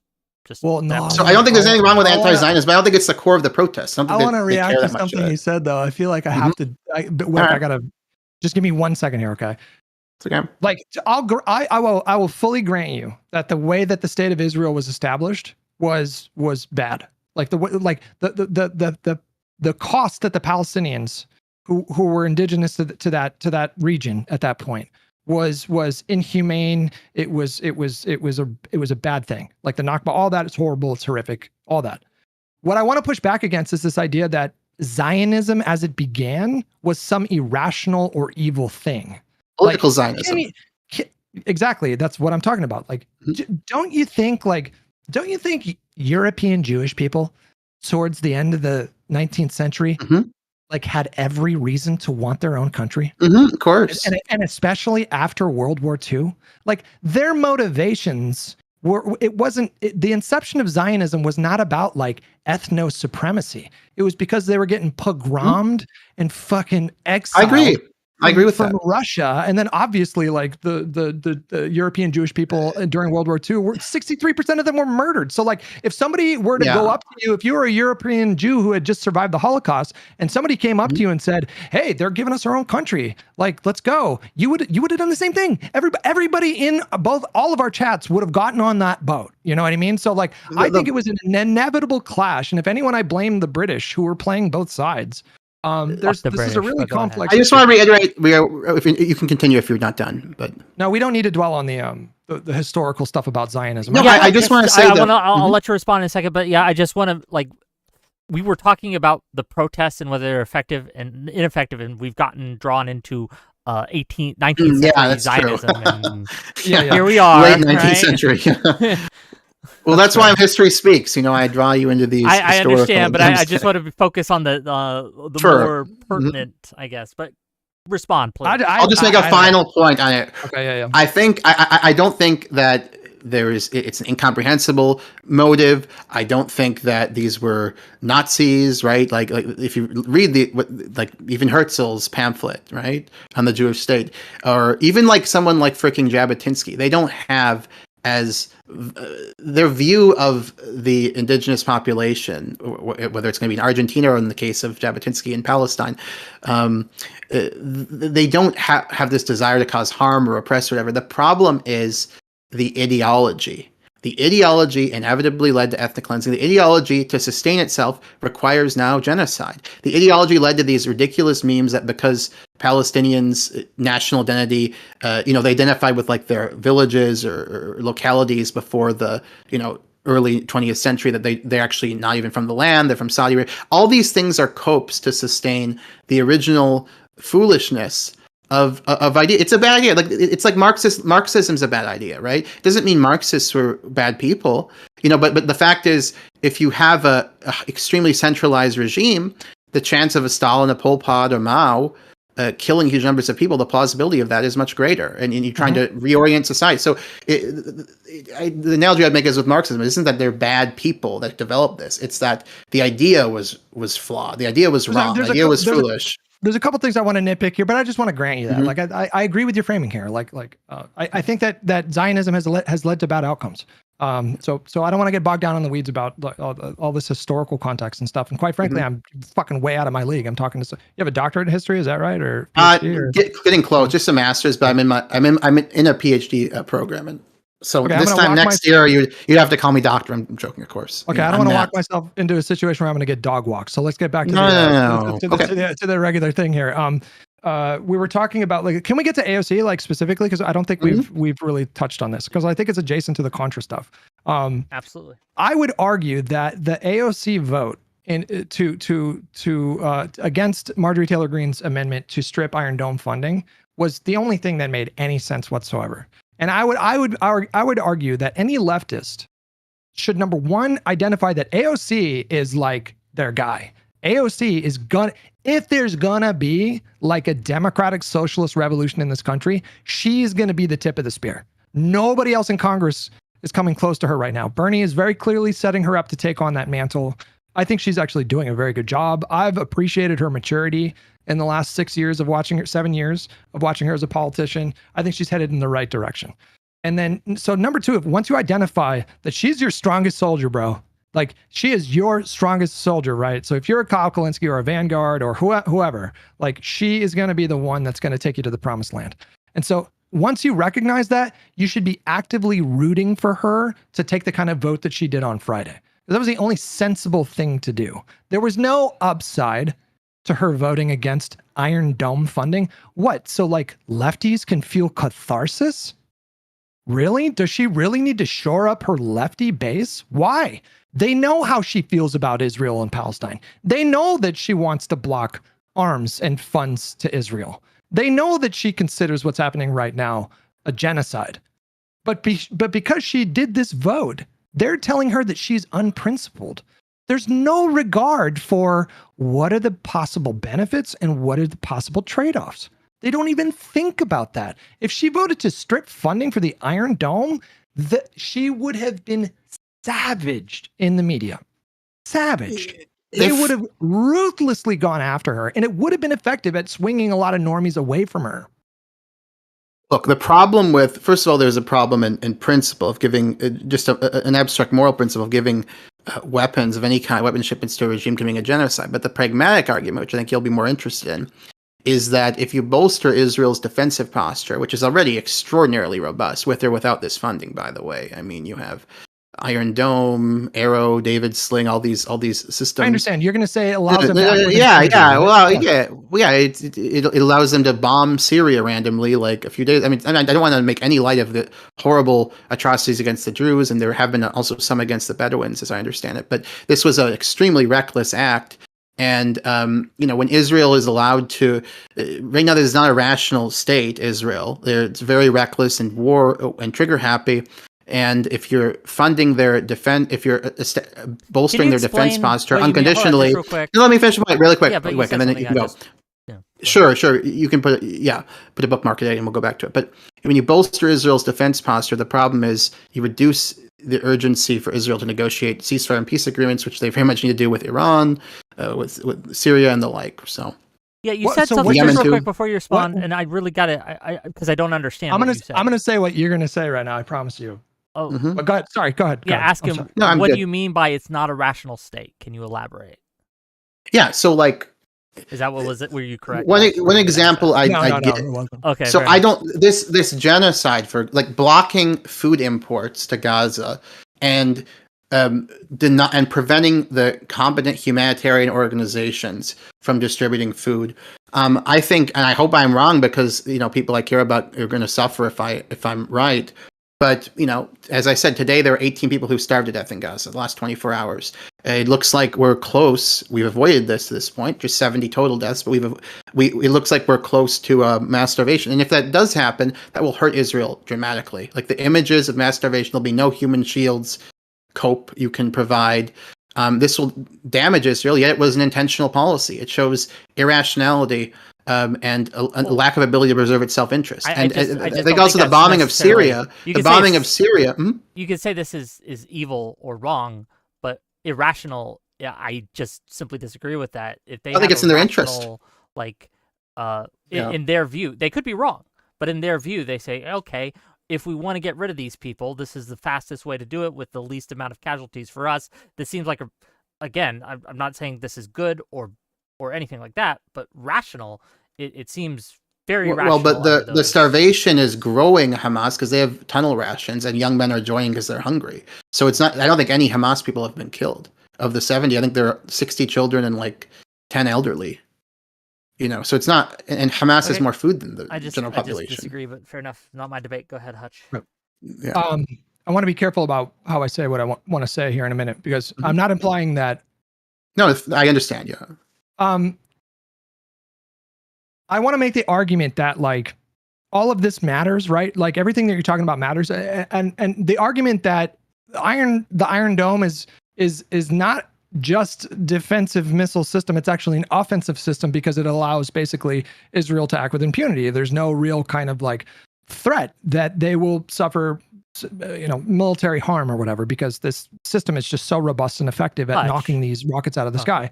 I'll argue with you later, Hutch, but go ahead. No, but they're not wrong by saying that. But here's the problem. That argument necessarily means that in order for Israel to get this lesson or whatever, civilians have to die. Because when we're talking about Hezbollah rockets going into Israel, they just fire that shit into civilian neighborhoods. The Iron Dome protects not only Israelis, innocent Israeli civilians that are not fighting this conflict or dropping any bombs. It also protects NGO workers. It also protects American boots that are on the ground there. And to 95% of this country, they hear that and they are not going to back that. You understand? I think the vote count on Friday probably like closely aligns with public sentiment on this, because people are tired of Israeli dropping bombs in Gaza. But if you ask like the median voter, should we strip funding that would maybe get rid of this defense system for Israel and would lead to like a bunch of civilians dying? 95% of the people in this country are going to say no. So like but none of this matters. Like none of it actually matters in the context of this conversation, because her action was a vote in a doomed amendment. It didn't. People are treating this as though she was like the deciding vote to like send Israel money, and that's just and my understanding is that she actually voted against the bill. Let me give you another hypothetical. Hutch, do you think, from your policy perspective, suppose that the Green Amendment had failed, but it had gotten 100 votes, right? So 100 Democrats have voted to cut off Iron Dome funding, and then the 2 Republicans, and it fails by a lot. But there's from your perspective, you have the same policy, but there's more pressure. There's more of a constituency. Yeah. The Overton window is opening. So that's kind of my attitude to this. Like, first of all, I don't favor providing them the weapons, but even if I had your point of view on this, if you really want to increase pressure on Israel, wouldn't you be like, these people are a little more radical than I am, but I'm kind of glad they're out there because they're making me, Hutch, look more mainstream. So I just don't understand why you think a vanguard of critics of Israel pushing AOC on this is so horrible. Now, if they say I won't vote for AOC, that would be stupid. I mean, that would be really stupid. Many of them will do that, by the way. Many of them will do that. I mean, she has. I don't know about that. 100%. Like, she has higher aspirations. Like, she has aspirations for. She wants to run for the Senate and maybe president. Yeah, maybe governor, maybe something. But she wants to move past the House, and in order to do that, she's gonna have to like moderate. There is no way. Like, if she wants to expand her national appeal, Like she's obviously going to have to moderate. Like this is just a natural sort Yeah, of but why is political it bad for evolution. But activists? you touched on a hypothetical where like let's say 100 Democrats voted against it. In that case, she would have way more cover. And in that case, I don't think it would have been like necessarily like super damaging. I think it would have been damaging to the Democratic Party because again, 95% probably, I'm just making it up. I'm going to guess 95% of Americans probably support funding for the Iron Dome. If you explain what it is, if you explain what would happen if they didn't do it, it's going to be overwhelmingly popular. So in this case, she would have gained nothing, but to do a symbolic vote to shore up her leftist base, like why does that matter? This is the big issue that I have with these kind of leftists is because they think that appealing to them specifically and their morals and their principles, that matters above all else. But if you want AOC to succeed and advance the cause of democratic socialism or progressive politics or socialism, whatever you want to call it, you should be rooting for her to take actions that will not hurt her career or even better, that would like help her career. And sometimes that means doing practical considerations and just being super pragmatic. Like, can you explain to me why does she need to do this symbolic vote to signal to her base that she's anti-Israel? Like, why does she need to do that in the first place? You know how she feels, right? Like, why would they demand this of her? I'm not 100. Look, I think she is on the right side of this issue in general. If she were president, I think she would cut off munitions, for example, but offensive munitions. But you know, the fact, and she's called it a genocide. The fact of the matter is, though, that this was providing them with munitions while they're committing a genocide, enabling them to continue their bellicosity. Again, just totally illegal bombing of Syria the other day. And I don't want to blame Israel for these atrocities because the people who are committing them are responsible, right? But nevertheless, they poured gasoline on the fire of this sectarian conflict in Syria. It was insanity what they did. It was not only completely illegal, it was just pure aggression. There was no like Security Council resolution or attempt to say we need a humanitarian intervention, but just the bombing. And they're saying the Druze are on the side of the most hated country in the region, us. They just declared the Druze are their ally collectively, which again puts them in more danger without denying that the people we should be blaming for this primarily are, of course, the killers. But they're extremely reckless, and they don't have any regard for international norms. They just start wars on a whim. You're appealing they shouldn't be funded. You're appealing to like the moral stance, and I'm saying none of that matters in the context of this vote. It doesn't matter. I think the one thing I want to put even though I'm criticizing her for this, one thing I want to put a note in is there's a spectrum. So with the streamers, there's a spectrum. It's like fuck yous to various degrees. Like you get a friendlier fuck you than Destiny does, right? There's also the same with the politicians. There's the same with the politicians. Like there's a range. There's a range of blame worthiness for complicity or failure to oppose this genocide. And I have some too. Like I wasn't calling. I didn't call it. I was against it, but I didn't call it a genocide for. No, my point is though AOC is not, in my view, the worst offender. I'm not saying she's so awful in this. She's issue. not even. But the worst offender is bad framing. She's not offending anything right now. She made the right call. Like I personally, I don't want politicians that are going to be constantly feeling the need to virtue signal to me. It's not virtue signaling. It's really. It is. Of course it is. That's exactly what this is. Because this vote, we know it was going to fail. We know it was going to fail. It was going to overwhelm. Everybody knew this. It was going to fail. So what else do I call this besides a virtue signal? Like if I don't 30% had voted. I don't want politicians that I support to take these meaningless actions just so I feel seen or I feel catharsis. I want politicians in seats of power that are going to consider the political calculation. And I want them to make the best possible decision politically in that moment. I don't care about this, like, everyone needs to know how I feel about this. No, I don't. No, you don't. None of you already know her stance on this. And so, like, can I get you to acknowledge that her taking this vote, that would have been like fucking wall-to-wall coverage on Fox News. She would have gotten tons of Democrats speaking up and criticizing her for it. Like, I don't think we have. Mm-hmm. The right wingers would have made this a front page story for like a day or two, and they would have used this issue to foment division and fracture the coalition in the Democratic Party. They would have done this, and it would have been successful. We have right now I'm just going to say one thing. I don't think in terms of the conventional wisdom on a number of issues, including Israel, also including like etiquette and not like being an open, predator like Trump. I think we don't really have. I think we're actually in a very politically unstable time right now in the United States. I mean, the president said that the current president ran and pardoned a conspiracy theory that the last election was rigged. Right? That didn't have serious consequences in the election. Doesn't seem. Hold on. Yes, it did. That you're just wrong. He won. However, in 2022, he did not. And the DNC, as an active strategy in order to stop the bleeding that we usually get from midterms, promoted and funded the more extreme MAGA candidates in Republican parties because they knew that the general electorate was going to punish those people. They would vote for the more moderate candidate, and it worked. That strategy was just successful. You'll have a guy, who says our elections are like Egypt. Win the presidency. No, I mean that's extraordinary. He won the popular vote. He claimed our elections are like Egypt or Venezuela's. Like it not just that they're rigged in the sense that we have too much money in politics, where I think I'd agree with a lot of things, but like that the vote counting itself was a conspiracy. Like he's claiming our elections are like Syria's. So, and that didn't have political consequences. Zoran Mandani, at least not enough to cause him to lose.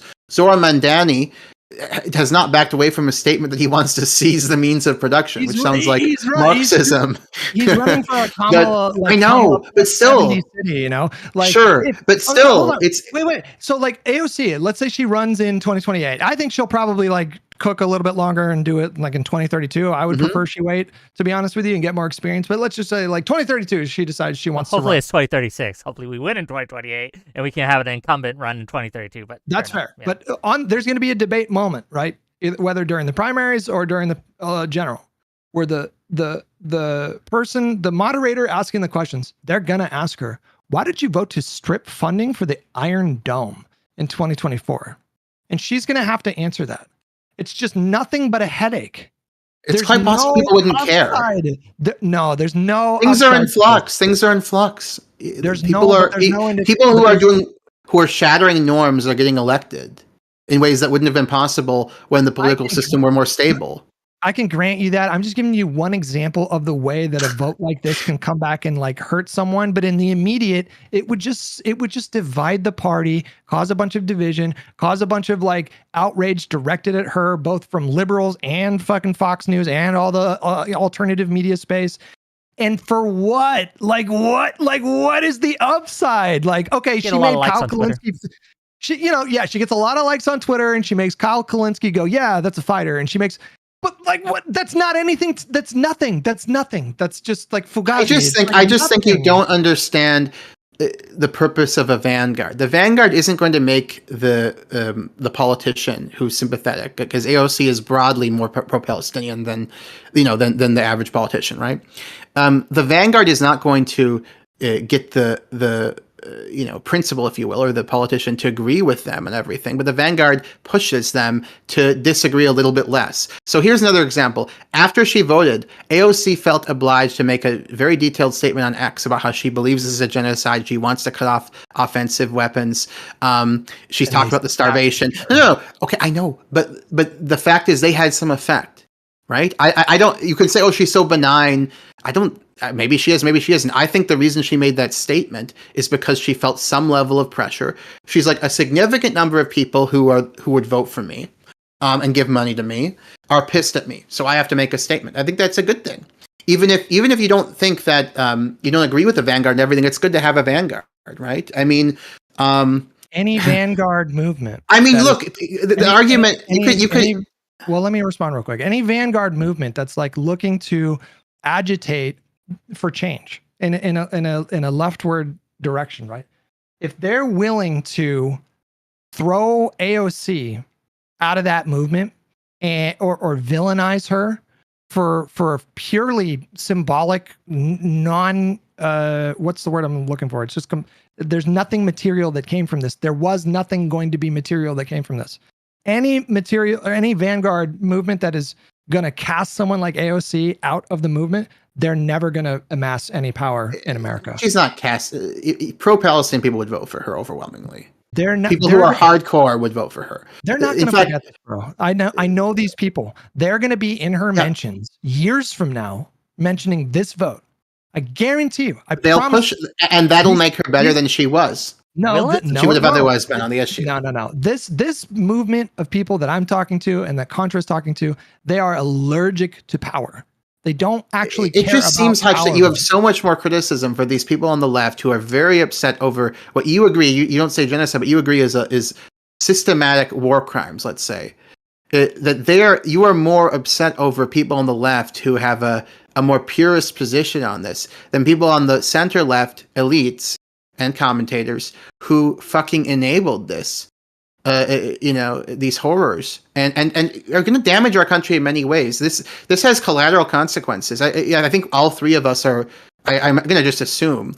I'll do you guys the honor, the courtesy of assuming that we are supportive of Ukraine and funding for Ukraine militarily as well, not just humanitarian. But this has consequences for our international political standing. The Russians and the Chinese can say, "Oh, you supported genocide." Like, okay, you supported ethnic cleansing and massive war crimes. Okay, you're critical of our aggressive intentions to Taiwan or our aggression in Ukraine. Well, who are you to talk, right? So it just seems like you're focused on the mentions in AOC and not like the catastrophic moral, physical, and material damage this policy has caused. It's like we already shift your priorities. Hang on, this framing is so disingenuous. We already dived into how I feel about this conflict.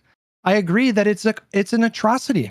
This is something that is forever going to be a stain on Joe Biden's legacy. People are going to remember him for his involvement in all of this death and bloodshed. So don't paint this picture of me like I don't fucking care. Like my point is like, I don't think you're thinking about the most pressing issue right now. Like, can I get you to like, do you acknowledge that Donald Trump represents a legitimate actual threat of fascism in the United States? I don't mean like what we're going through right now, where he's kind of gut checking all these different institutions and pillars of liberal democracy. I mean like his movement represents a threat of an actual fascist complete takeover. Do you agree that that's possible with him? I call it authoritarian more than I mean fascism.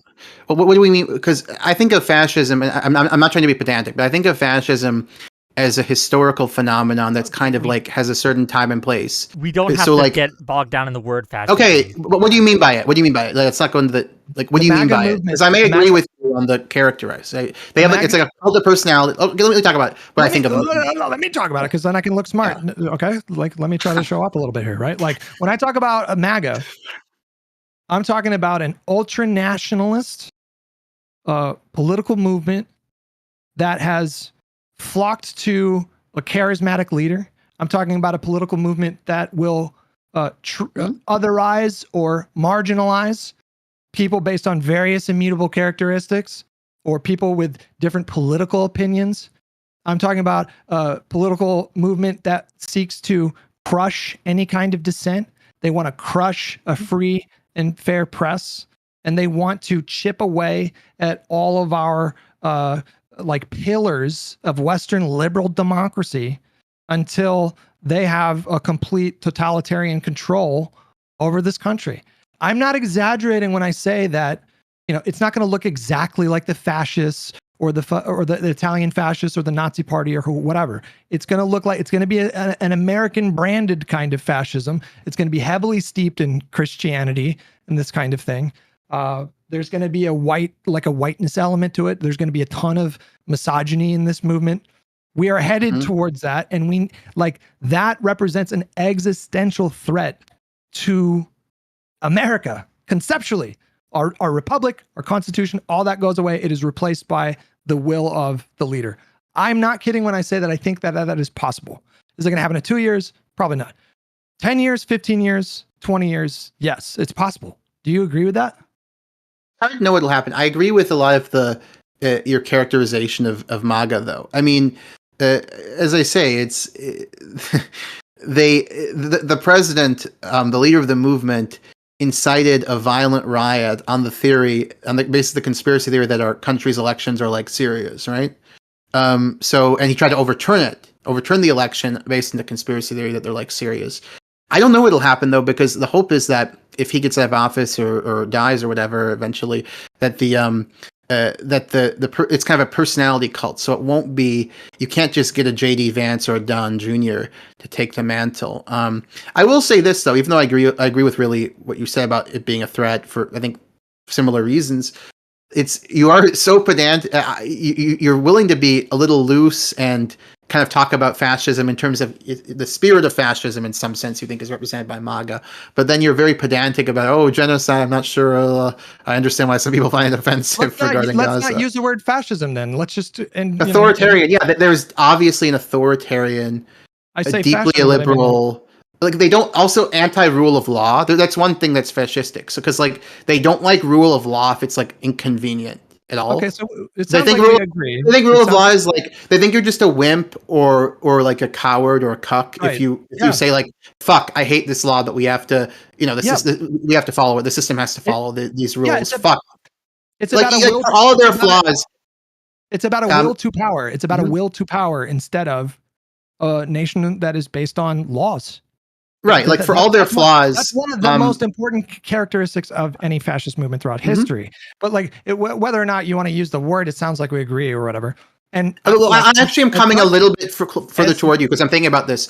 But because another thing that reminds me of that actually is fascism is they sort of take this aesthetic from the fascists, take this aesthetic from the Marxist left.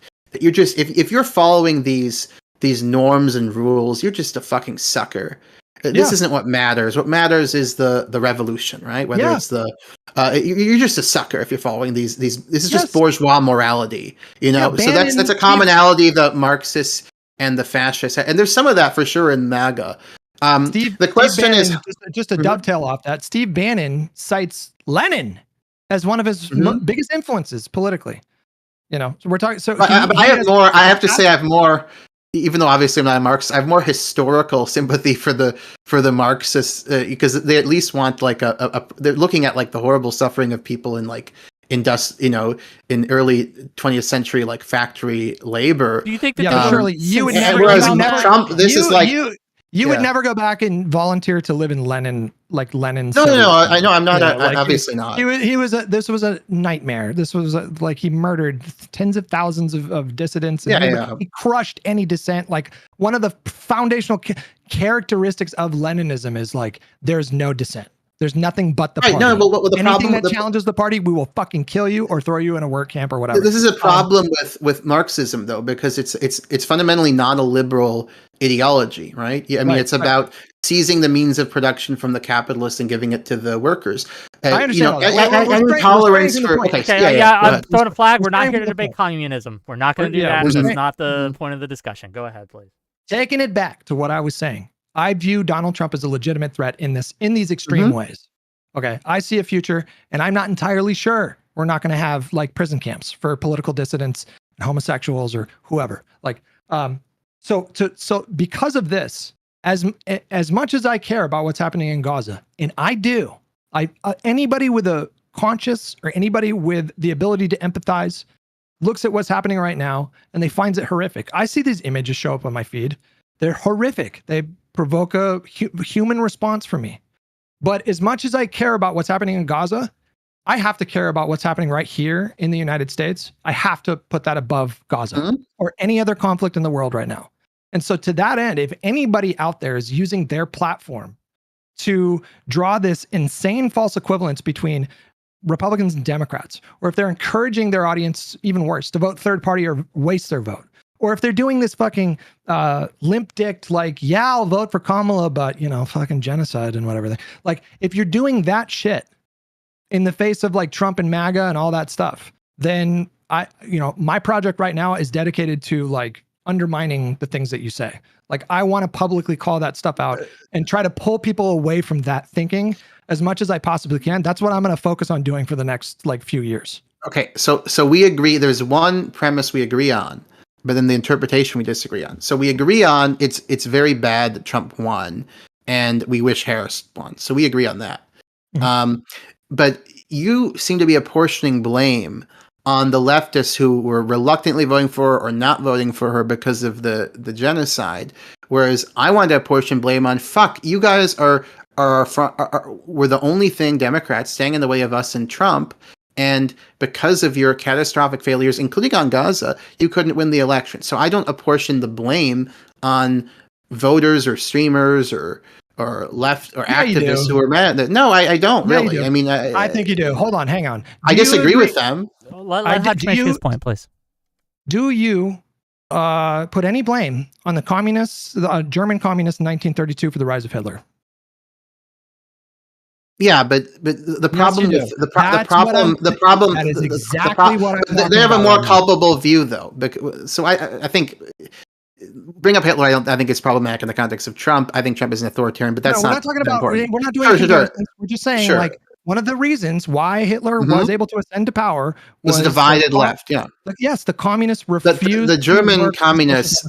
The German communists had the position. It's much more culpable because the German communists had the position. They were accelerationists. Exactly. They thought they didn't want the Nazis to win, but they thought if the Nazis win, it's better than if the Social Democrats win because the Social Democrats could actually forestall after Hitler our turn. And you agree they were wrong, correct? They were wrong in their assessment. Okay.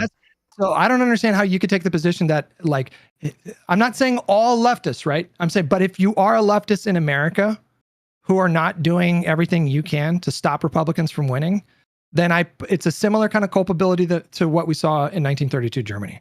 It's not 100% analogous, but it's a very similar kind of. The other problem with the analogy is that the communists had the explicit position that a Nazi victory is better than Social Democrat victory, whereas the SPD victory, whereas the that wasn't the position of leftists. Well, their ideology is it's not really what's important. The important was that they decided that they didn't want to enter into a coalition with the Social Democrats to stop Hitler from ascending to power potentially. Now, he didn't win that election; he was appointed chancellor. But they could and we don't know if the Social Democrats had gotten a majority, or if they were the overwhelmingly dominant party, the really strong plurality, Hitler may not be appointed by Hindenburg. And maybe he might have. Yeah. Maybe he still would have ascended to power. We don't know. But stopping Hitler was more possible if they had formed that coalition. I am similarly interested in building a coalition of people that includes fucking almost anyone who is willing to vote against Republicans. That includes Liz Cheney. That includes communists that would support the next Democratic person. You know, like I don't care about our ideological differences. And so if you're Liz Cheney, if you're a center-right person, but you're telling me you're going to vote for straight ticket Democrats in the midterms in the next election, you are more of an ally to me than like someone who identifies as a social democrat and we agree on 90% policy stuff, but you're not willing to vote for Democrats. Like I have more to gain from fostering a relationship with the center-right person in that moment. I think this relates to the final point I wanted to make early on. I did. I just don't think that the approach of the center-left people has been effective at all. The Democrats are as unpopular as they've ever been.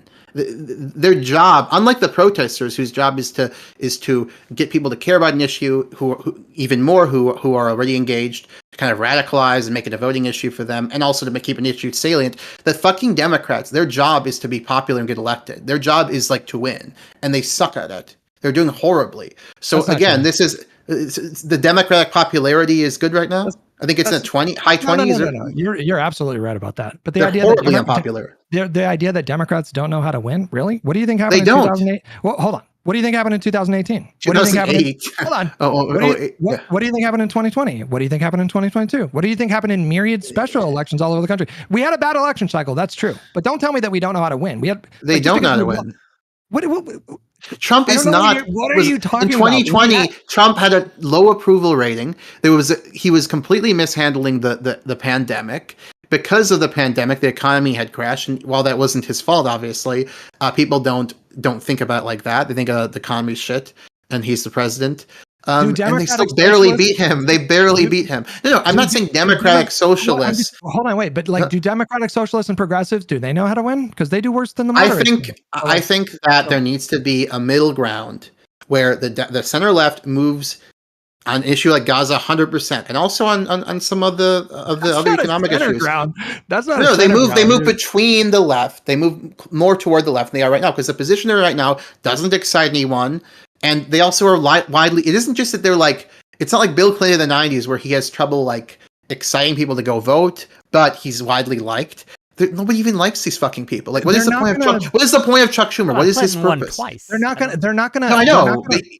They're not gonna give you this power. Like this idea that like the moderates should just step aside and let the progressives like take control of things for a while. This is like a really kind of juvenile way to look at politics. They're not gonna give it to you. You have to convince the voters. That's the job. This fantasy of the like, job, you know, the job really is of the candidate. Left, I really think the center left should just like move towards the progress. No, that's not how this works. You do that in elections. That's how you take power. You have to, because they're so unpopular. They have to be more experimental and bold. Democratic favorability is shit. Sure. Can I ask you a question? History speaks real quick. Yeah. In a hypothetical where they do, say, next election cycle comes up, 2026, and the Democrats take your advice. They decide to make a much more hardline stance on Gaza. They move left on a myriad of social issues and economic issues. And then they lose worse than they did in 2024. What would your advocacy be in that case? Well, you'd have to be honest with the fact of it. If they were to get throttled, then it would for Democrats in that case to instead go more right on these issues instead, so that they can not on Gaza, because Gaza is a genocide, so and not some other core issues. But some with Gaza would lose you every other thing. Like they take this stance on Gaza, but it would lose the House for a generation, the Senate for a generation, and the presidency for 20 years. You would still say, even in that case, they should take a more hardline stance on Gaza. I just don't think the hypothetical is plausible. Okay. Like the public it is not high enough on the public's issues. I do think a passionate minority on the left care about this tremendously, and alienating those people is not worth the political benefit. There's blood in the water. Now's the perfect time to strike. There's blood in the water, bro. The Democrats are unpopular. Their leadership is seen as like feckless and ineffective. There's a lane. Like Mamdani, like I don't agree with like a few of his policies. I like most of his policies, to be honest with you. I don't love his some of his rhetoric from a few years ago. He's talking about like seizing the means of production and shit. I'm like, I don't really like that. But I do like what he's doing in the sense that he seems like pretty pragmatic. Like he's going to DC. He's trying to build a coalition. He's trying to get high profile endorsements. He took back the thing about Intifada or whatever. Like he is doing the thing that I think is a perfect model for what progressives should do right now. So if progressive candidates all over the country right now, they want to do like a Tea Party takeover of the Democratic Party, now is the time to strike. The thing is like I don't have a ton of confidence in the current progressive movement. Like I just feel like they're kind of goofy in a lot of ways. They have like, problems. Like the stuff on law enforcement, for example, is ludicrous. Like there's a really very important moral issue of people of we treat people in prison, even if they've committed terrible crimes. The idea that prison should be torture is barbarism, and it is in so many of our prisons. But then instead of addressing that issue, the left says we should abolish law enforcement. Like, so you don't have law, you effectively are not, if you don't have an enforcement mechanism, how do you even have law? So yeah, that was a horrible discourse to defund the police. They've had problems. I want progressives to win. I am a progressive. I want progressives to win. And so when I see AOC doing the vote that she did the other day, that's the sign of someone who is doing a political calculation. She is not trying to virtue signal to her base, who shouldn't fucking need it at this point. She did a political calculation and she made the right decision. She saved herself a bunch of headache, and there was zero upside to her doing this. None whatsoever. And so she like, I want more AOCs. I want more Mamdanis. These are pragmatists. I want less Cori Bushes and Nina Turners and Jamal Bowmans and Cenk Uyghurs who blame everything on the establishment and it was all rigged. They're just doing the same shit as MAGA. Every time they lose, it was rigged against me. There's never any soul searching. So here's another interesting thing. So I'll make 2 points about this. So the first off, the claim that it was rigged, if you're talking about the Bernie Sanders primary in 2016 and 2020. This is okay, but you have to differentiate between a claim that it's rigged because of, in 2016, the superdelegate system, because of the level of endorsements, media attention, and the Bernie saying, you know what, the votes were rigged. We live in Syria. and we need to have a violent movement to overturn the results. So there's no comparison between spicy political rhetoric, it's rigged, and like Trump making that a literal I think claim there that is a comparison. we're living in North Korea. So I've never heard Bernie Sanders acknowledge in any kind of like meaningful. I've never heard him like one of the reasons why Bernie Sanders was so unsuccessful in 2016 and 2020 was because he did fucking horribly with black voters and older voters. Like these are really important voters. He did horrible both times. Like if he would have done better with those groups, maybe he would have amassed a coalition that could have competed with like the moderate forces in the party. But they're not going to give it to him, nor should they. It's fucking ridiculous to assume that the centrists or the moderates, even if you disagree with them ideologically, why would you delude yourself into thinking that they're just going to give it to him? Of course they're going to make it hard. You have to convince the voters to give you that power. So I think that rigged is being used, as people in politics do, as a spicy rhetorical way to talk about how unfair the process was. I don't think it's being used in this conspiratorial or violent or unlawful way like MAGA did. I don't think there's an analogy. And I think there were many legitimate complaints about the process. Do you disagree with the premise that progressives generally are not good at acknowledging shortcomings in their own campaigns? Or do you disagree with the fact that they always constantly the Biden campaign still says Joe Biden was sharp and would have won the election, and it was just a lack of loyalty. I'm saying like I think these people have big egos in politics and are bad at admitting. We lost as soon as you guys pushed them out. I think streamers have big egos. I don't think this is a problem of and I will say you're much more willing to attack Sanders for problems he had in his constituency with not having with black voters and older voters than Harris with losing at Trump. True. That's not even true though. I have no problem. I can give you like a fucking 24 things off the top of my head that I think.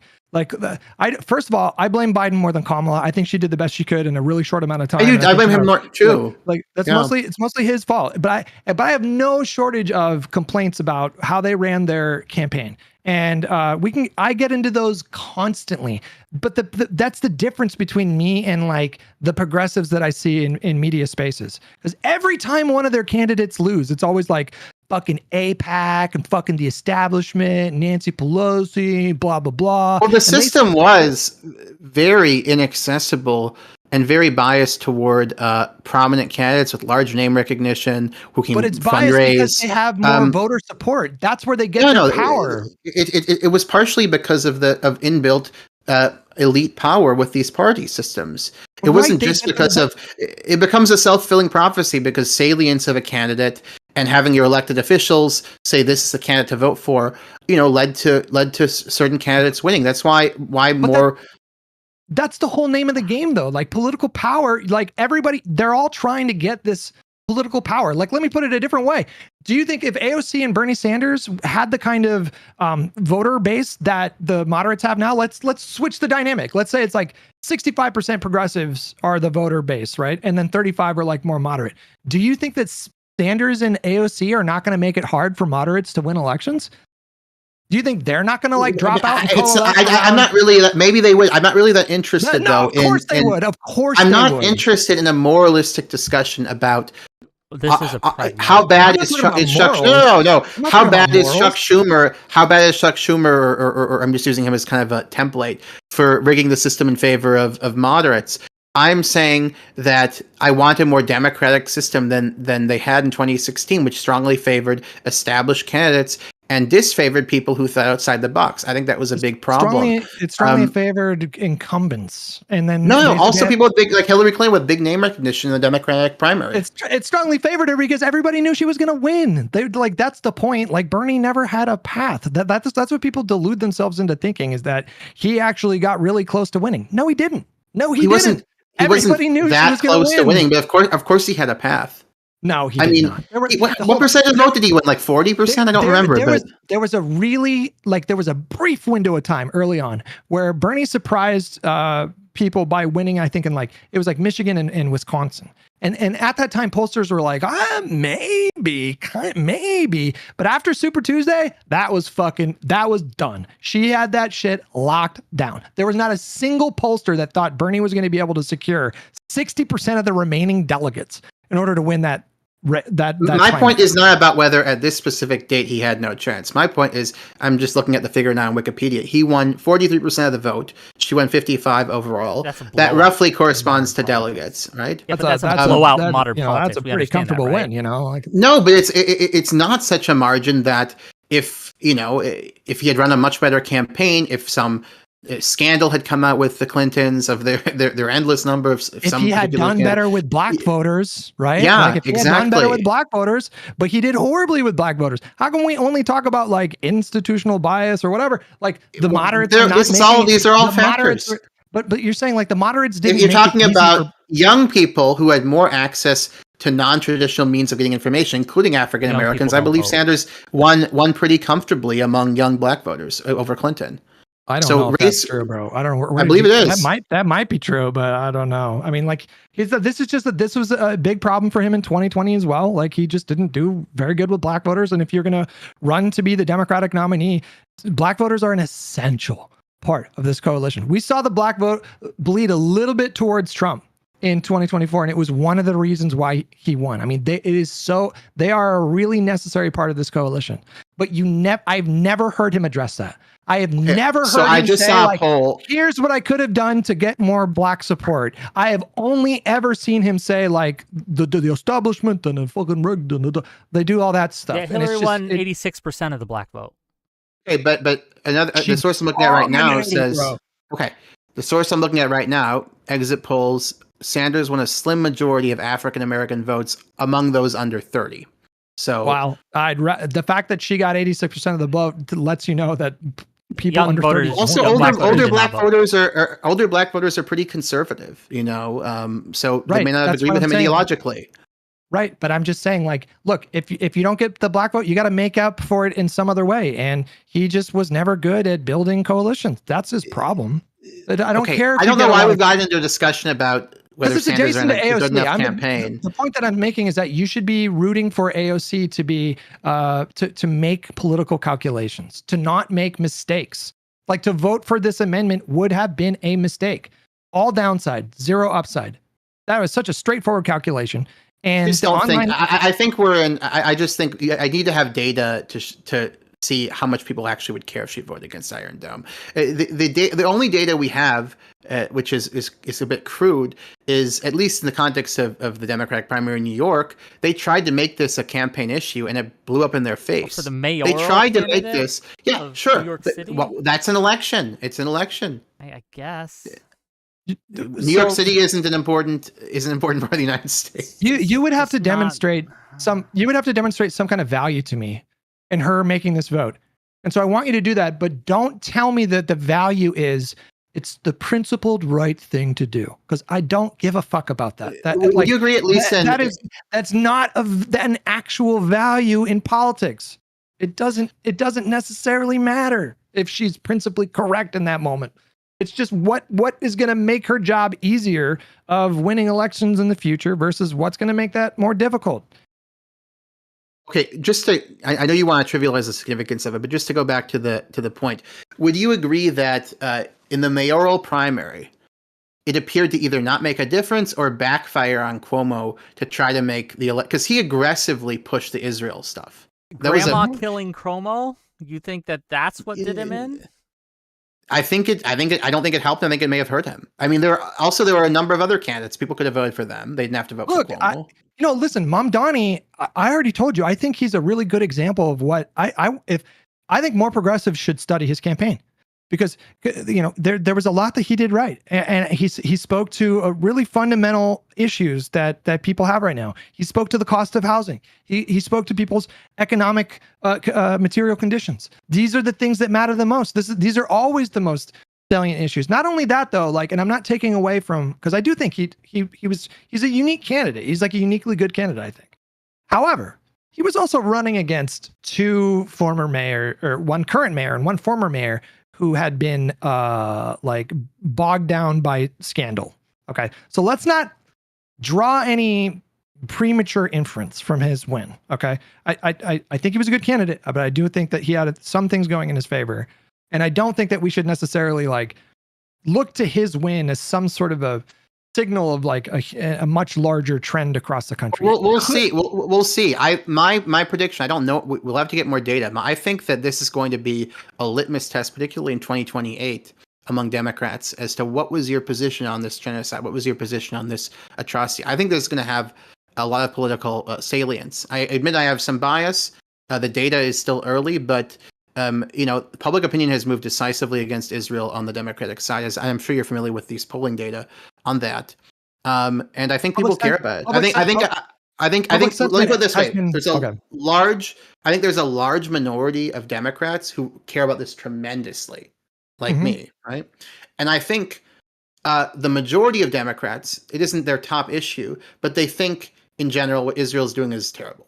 Yeah, but there's right? and I don't but yeah. So I think that they're not going. The majority of Democrats are not going to. The voting public are not going to push back against the minority who are really hardcore on this issue. So I really think the political incentive in a few years is going to be to have a strong stance on this.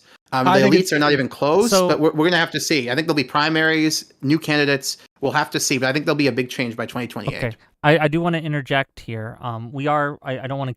I'm not Hamas. I'm not going to hold you guys hostage, right? So if we are kind of running down on time and things it's like cool, that, yeah. Right, but I do want to interject here because I think this is important. While yes, a majority of Democrats have a less favorable view of Israel than they did before the start of the war, I have not seen data, and maybe you can show me it, that shows that a majority of Democrats, or even close to a majority of Democrats, want the dismantling of Israel as a state. And that is the difference here. That is a salient difference. When ContraPoints was talking about how these certain activist groups are counterproductive, one of the ways that they've been counterproductive, in my opinion, is by labeling anyone who doesn't chant for the death of Israel as a Zionist. And I think that this is alienating a large swath of people who would otherwise be very on board with maybe toning down the U.S. support of Israel, is because you are, again, as you have done to me and to others, say we are complicit in this genocide, as you call it, because we don't chant for the death of Israel. No, but that's not my position. Is not that. So first of all, well, you're would you agree or disagree? No, but I have to. It's not a huge deal, but I have to say first, you're mischaracterizing my position. You're not going to have a one-state solution anytime soon. You'd have civil war or worse. So that's not gonna be a politically viable position for a politician to take. But a lot of the activists are calling for that position. Who? I mean, okay, it's ignorable. I think regular people are smart enough to ignore that and look at the more serious issues. As then abolishing Israel. The Colombian protesters were calling for that, right? Okay. A lot of them. Look, there are protesters in the Vietnam War who expressed sympathy with Ho Chi Minh. Okay. Even though that wasn't the point. That wasn't the point. That wasn't the point. But it's also bad. I mean, I don't know. Yeah, but you guys are focused on that rather than our government. So the 19-year-old says he likes Hamas. Okay, it's not good. Our government is supporting a genocide. It's much worse, right? So I just think, again, there's an issue. First of all, I think you're catastrophizing the effect and number of people who say these things. And I also think that you're showing a lack of moral priorities by focusing on them. And then I have to admit, I get suspicious sometimes that people are like, okay, you can't do it like that. You can't do it like this. You can't do it like that. Do you actually want them to engage in these protests at all? If you keep concern trolling, it's not concern trolling. Hold on. I feel like, do you agree with the idea that if you build a grassroots anti-war movement to oppose a particular conflict, do you believe that you have a moral obligation to make that coalition, to make that tent as big as possible, so as to increase the likelihood of success for that movement? There are two strategies you could have. You could be a vanguard where you're trying to effectively radicalize people, make them vote on the issue, make them non-compromising, and then the vanguard can move. It's not going to move public opinion or the elected officials to the vanguard, but it can push them toward that. Or you can have a big, broad kind of bourgeois friendly movement. I think that we can. the I think we can. anti-war movements are not going to be super inclusive. They haven't been historically. The Vietnam War protests had negative expressed often. I mean, the claims of like spitting on soldiers are exaggerated, but like they expressed negative views to the military, right? The military is a popular American institution. They expressed moral condemnation of the soldiers often. I think that in the context of an anti-war movement, this is the most kind of rhetorically compelling, because if you're saying this war is immoral, we're killing people in an immoral fashion, you shouldn't be. It's a shameful thing your country is doing. You shouldn't be waving flags. You shouldn't be friendly and conforming to bourgeois respectability standards. I take the view that if you're going to build a coalition of people to be anti-war and to do activism in an effort to influence government, to take a less friendly posture towards Israel, or ultimately to like sever our relationship with Israel, I think you do have a moral authority or a moral obligation to pursue that strategy in the most effective way. And when you, like Contra said, demand that people be anti-Zionists to be a part of your movement, which is obviously like very linked with like one state versus two state. When you demand a one state solution stance and you push out anybody who takes even like a two state solution stance, you are necessarily shrinking your tent. And which this was her point. Like once you say, okay, it's a side issue. It's not the issue. People are protesting. No. But you are massively underselling just how much anti-Zionism was demanded from these people. I don't think you're really appreciating like the term Zionism. They're using as a rhetorical device to some extent. No, but they talk what about they meant. Yeah, hold on. If I may, just no, they didn't mean it that way. They did not mean they Zionism use it with a hard R. They called us Zionists with a hard R. Okay. No, but besides, they were using it as like a slur or pejorative. Absolutely. Or whatever. But what they meant was supporting the idea that Israel in its current borders can still exist. That's what they meant when they said this. So like these people were talking about ending the, like settler, colonial, ethno-supremacist, fascist, ultra-nationalist project known as Israel. That's what they were saying is like Zionism. So if you went into those spaces on the campus and said, hey, like I oppose the war, I support an arms embargo, but I'm a Zionist and I do believe Israel should be able to maintain secure borders. Can I be a part of this movement? Every single one of those campuses would have said no. The word Zionist has undergone in these circles rightly a pejoration process. No, if you said I think Israel should exist on the green line, I don't think they give anybody. This is a genocide and fuck Israel. They need to be held accountable. I don't think they care. I'm not going to grant you this. I'm not going to grant you this. We need to have evidence of it. It's not the core issue. Give me one leftist content creator. It's not my job to prove. I'll give you contrapoints as evidence that what you're saying is false. Who is saying this? Everyone, I don't know what to tell you. Literally everyone. Hassan. So is Norman Finkelstein? Does Hassan attack? England, these people all love Finkelstein. Finkelstein is a two-stater. They all love him. And they disagree anti-Finkelstein. Okay, they disagree with him. They can disagree. It's good they disagree on this, by the way. You know why? Okay. It's very good. It's very good. No, here's why. Because, again, it's not that that the politicians. There's no chance the politicians tomorrow are going to say, or 2 years, are going to say we need to abolish Israel. Even I wouldn't favor that, because the problem with that is you're going to have civil war if you would just have a one-state solution tomorrow. And there isn't any there's huge legal international law justification for a two-state solution, because all of the settlements are war crimes.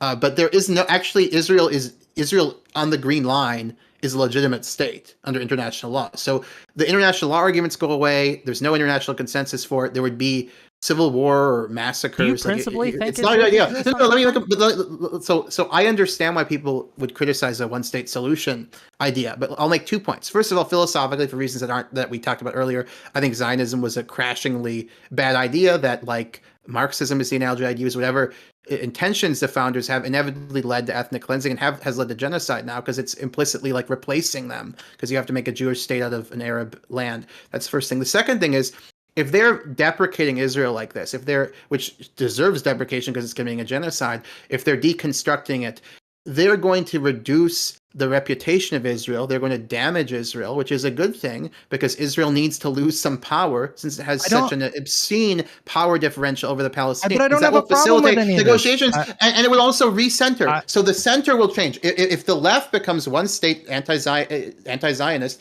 the center will then become much more principled for like a good two-state. It's like, okay, the left says, if you're like a Democratic politician, okay, my 30% of my constituents want one state, 30% want. No, but the left will reject that two-state if it ever materialized. So you're saying, it would strengthen the center's resolve to push towards a two-state. They can reject it. I think it was unjust. They're never gonna.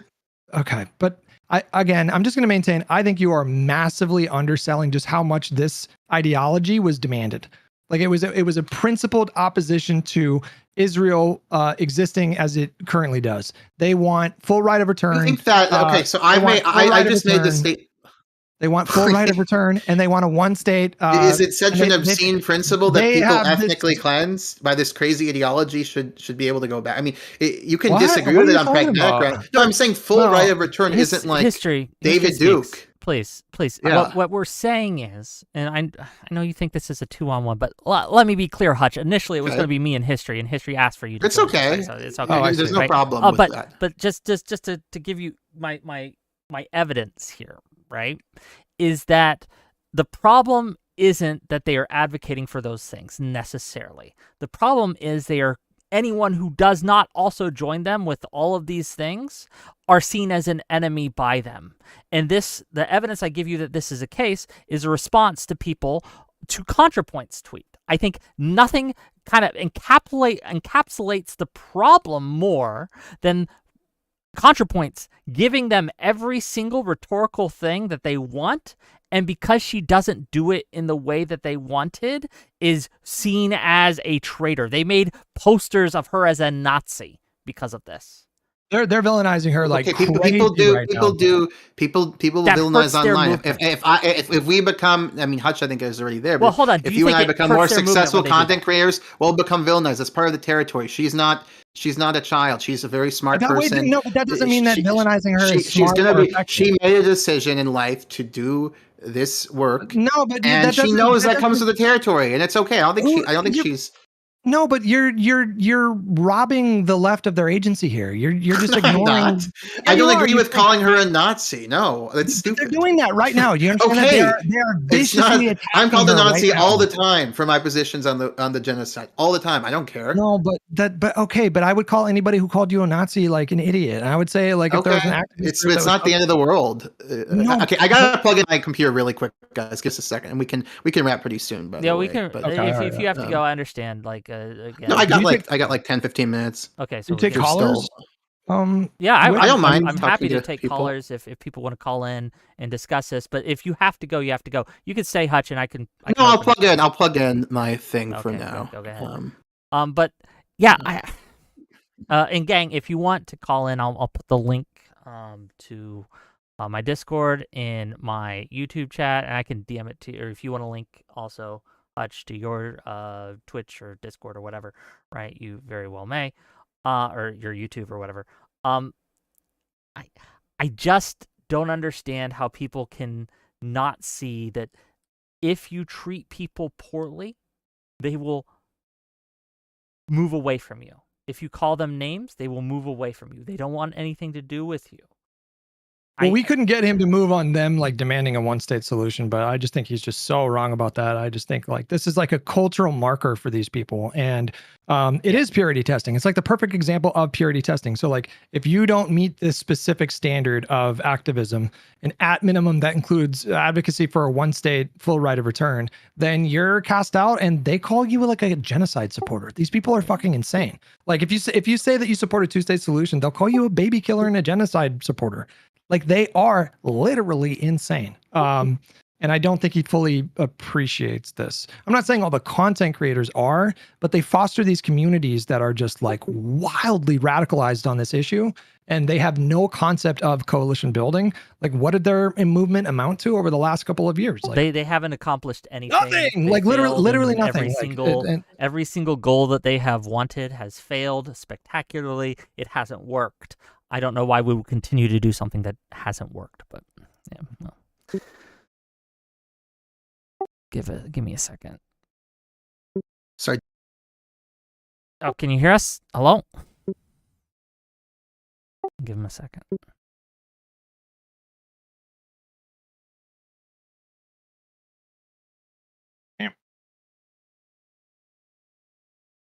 Have you enjoyed the conversation so far, at least, Hutch? Yeah, I like History Speaks. I think like it's fun having conversations with him. Hold on, I have somebody who's in one of my chats. What's your name? Emergent HUD. Hutch is a master of the straw manning the left. Emergent HUD Hub. I'm just curious. What's your position on Wednesday versus Tuesday?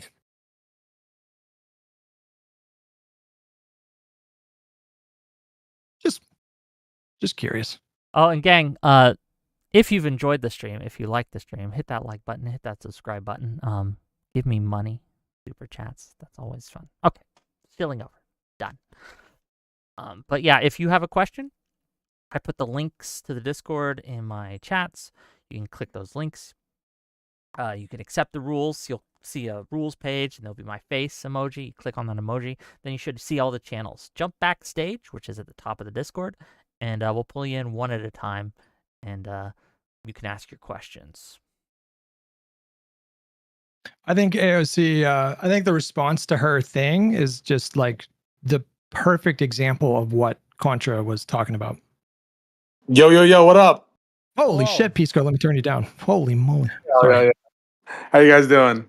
Oh, we are man. having fun. Thanks for the raid earlier, by the way. Of course, no. Thank you, Wick. Wick and I are best friends now. I have a question for Hutch because he triggered me. Go ahead. Well, I felt that there was a little bit of a dodge at some point where I heard History Speak say something to the effect of like, I think the party should do this, and I think the party should move in a certain direction, clearly invoking what I take to be a normative thing.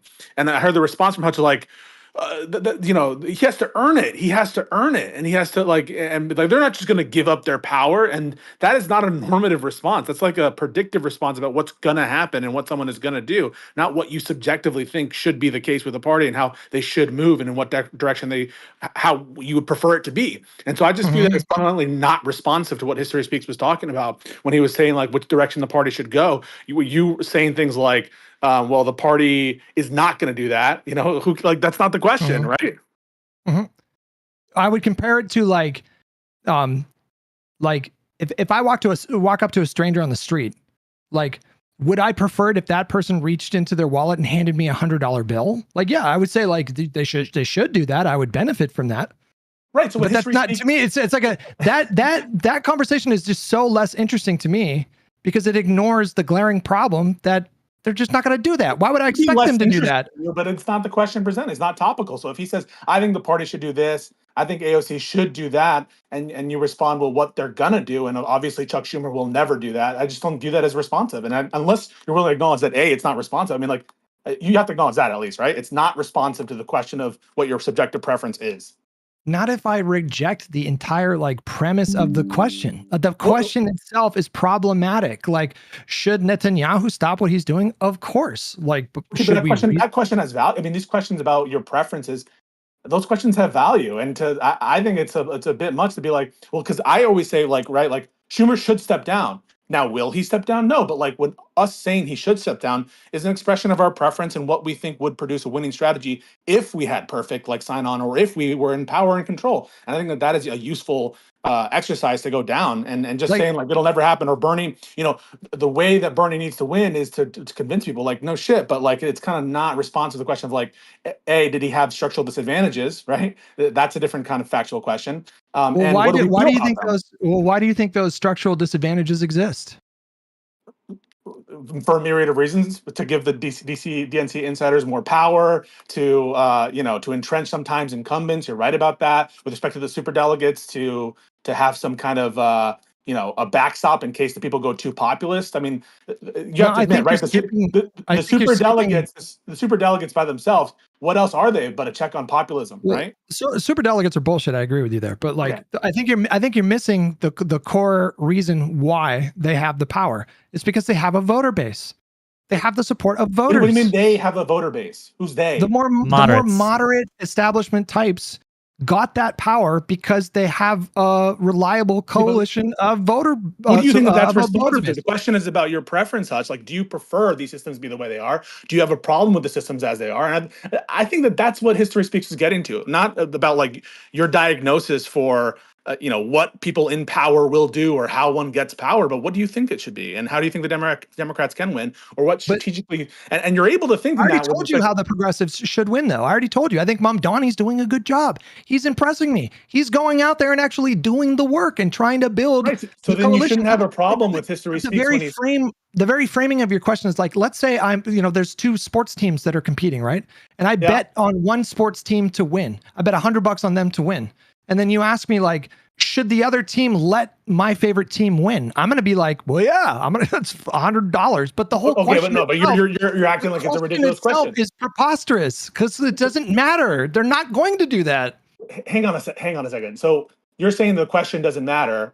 You can have that opinion. That is but you responding in the way that it's where it's like a prognosis or what you think people in power are going to do. It simply isn't responsive. That's just like something that you should just concede. And then second of all, like, it is a question that matters. If we say like, what should the Democratic Party do? Like, that's an interesting question that people have a different ideas to. So one through line that I think History Speaks was getting to is like they should have a more coherent policy and a unified policy that's in general much greater pro-Palestine. Now you can say that'll never happen. AIPAC, well, they're always going to have their donors. You think they're going to willingly hand it over? But I think it's an interesting question to see like what is the most optimal strategy. Or what's subjectively our preferred strategy, and that's the only point I'm making, Hutch. Is I think that I mean, I'm like Oppenheimer's wife at the end of that movie when she activates and locks in. I don't like your framing. It's your framing that I don't like. Because what is the Democratic Party? What is it? It's not a monolithic structure. It's not a perfectly like ideologically homogenized party. It's a coalition of people that have different ideologies. And right now, the coalition, you think it's incoherent to talk about that party right now, the coalition that has the power are the more moderate forces. And the reason they have that power is because they have a voter base. And if the progressives want to take that power, it's not going to be given to them.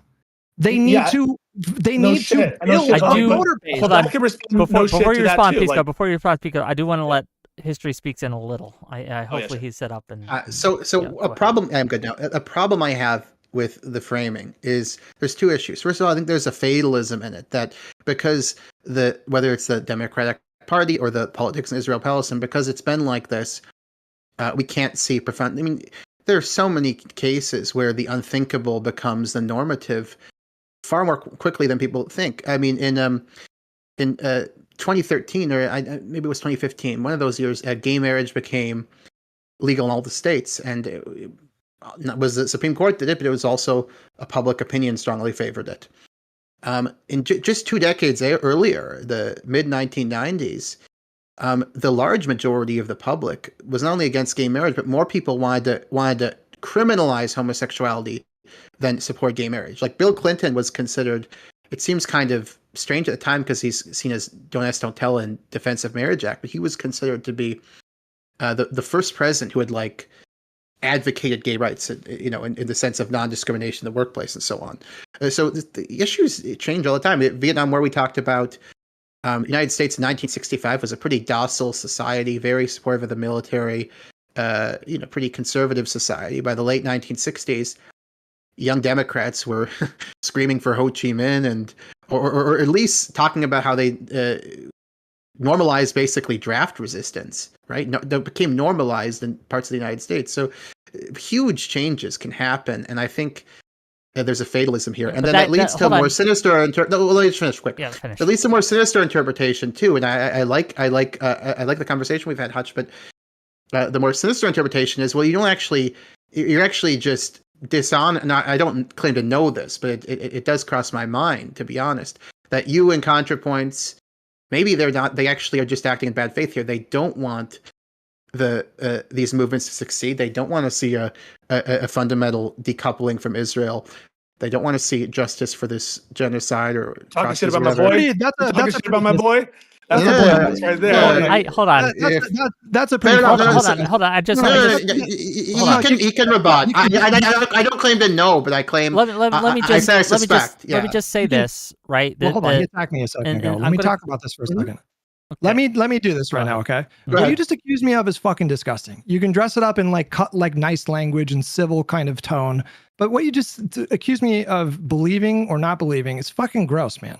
This is like, I'm talking, your entire attitude here leads you to this brain rot where you jump to this unbelievably specious conclusion about like my fundamental beliefs. Because I slightly disagree on tactics of like a. Hutch, you're exaggerating. I'm saying there's a spectrum of I accuse you of this and I suspect this sometimes. I clearly said the latter. I hear it all the time. Hutch, you can't. You can be indignant and say you shouldn't fucking suspect that. That's bullshit. But you can't claim I was saying I accuse you. I know this because I caveated it. What I don't know. What is it based on? It's based on the fact that you don't provide any alternative for what these people should do. It's based on the fact that you're counter-signaling them, even though they appear to have been effective at raising the salience of the issue, and the politics is moving in the direction of the left on this, clearly with public opinion. Say that. And you also focus on trivialities like they're anti. Who gives a fuck? Who gives a fuck if the Vietnam War protesters said it's a genocide? Hold on. The public is not voting towards there. They voted in Trump. Trump is worse on Gaza. It's not moving in your direction. It's moving the opposite direction. We're talking about policy now, but the public voters are voting against what you want. They didn't vote for Trump in larger numbers than they did before. In fact, Arab Americans, a huge number of Arab Americans.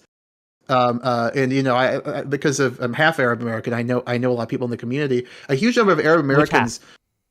Mother. Right. It's a joke. Okay. But a huge number of people in the community literally voted for Trump because of this issue. I know that sounds bizarre, but they did. I want to defend my boy Hutch. I think he's a genuine guy. I think he's listen. I would just thought that he should sort of respond on the actual his preferences on the direction of the Democratic Party, because I think it's just as much a kind of like empty-less statement to say, well, people are going to do what they're going to do, and they're going to empower in order to get what you got to do, you got to win. I think that's just as like potentially empty and vacuous as saying something like, which way do we wish the party to go? If they're just saying the world is going to be what it's going to be, that's whatever. No, but I understand Hutch, and I think Hutch is a good guy. I think he's a genuine guy. But I want to say one last thing, and then I'll go to Wick. I find it a little rich from Forever Biden bros, like you, Wick, who like pretty much thought that Biden shouldn't drop out, who swore up and down that Gaza was not at all the issue, not at all the issue. And then when you're presented with like, well, public opinion is shifting, now Gaza was the issue, and it was a referendum on Gaza, and obviously the people all support me because they voted for Trump, and Trump is obviously harsher on Gaza. I mean, you have to take one of those, right? Either Gaza wasn't the issue, in which case Biden was vindicated and he should have been on the ticket, or afterwards, it wasn't a referendum on Gaza, which I think is probably closer to reality. That would only be true if the referendum on Biden was about Gaza, which it was not. It was on his cognitive abilities. That's not good though, Wick. I mean, if the most of the country thinks he doesn't have the intellectual, because of age, he doesn't have the intellectual capacity to serve. That wasn't a good thing. Republicans are very, very good at what they do. Okay, right. I just want to say I love Hutch. Propaganda. He's my boy. I do think that he's a very genuine guy, and I think these are disagreements, and I think Hutch actually is very progressive, and given the chance, I think he absolutely would vote for AOC. I think oftentimes he is peppered unfairly by people on the left, and so I just want to give you credit there. There was one point of disagreement there, but much love to you guys, and I really enjoyed the debate. Okay, see you later. Peace out. Man. Bye-bye. Okay, go. I just want to make like a partial piece out of it without withdrawing my comment. I'm not backing away from it, but there is a difference. Now, I understand you could say, "Oh, you're just putting it in a Weasley fashion, the accusation," but I'm just telling you a suspicion. It's an honest suspicion. So maybe I'm right, maybe I'm wrong. I don't claim to know. With you and counterpoints, it's like it just seems like the level of counter signaling of fairly trivial issues, second order issues. It would be a problem if like a congressional candidate were for Hamas, but I'm sorry, I don't give a fuck if like a 19-year-old rally is. It doesn't matter. It has no relevance in the world. Do you think it would be fair or at all appropriate for someone, for me or for Hutch or for anyone, right, to say, well, you know what? I have a suspicion that the only reason that you're advocating so hard against Israel is because you hate Jews. I can't prove it. I don't have evidence. I'm not making the accusation, but that's my suspicion. My suspicion is you just hate Jews. Do you think that would be appropriate to say? I honestly wouldn't care. You wouldn't care. Okay, fair enough. I think most people would. I think most people would take offense of that, especially if they didn't, right? They would be like, what are you saying? Like, obviously, this isn't what I was doing, right? Obviously. He should know, though. Hutch should know that Right here, that people really do. I'm thinking more about ContraPoints than you, but people really do question the genuineness of this stuff. They do. They're not just saying it to be radical. Or whatever. Quite frankly, it's because these people have brain rotted themselves. There's nothing ContraPoints has ever said to indicate that she, for example, like supports a genocide. It is an insane thing to baselessly claim. And listen, I enjoyed our conversation. I think our conversation goes, quite frankly, better than like most conversations go that I have on this topic, which is why I was just so disappointed at the end to hear you say what you said, because what you accused me of believing is completely baseless. I have said nothing ever to indicate that I am okay with what just seems you're rowing in the. No, I didn't say you're. I said that you're rowing in the same direction as the people who are okay with it, essentially. I mean, this is like, ridiculous. This is ridiculous. Well, then why are you so focused on the protest movement against this as a bad thing or whatever?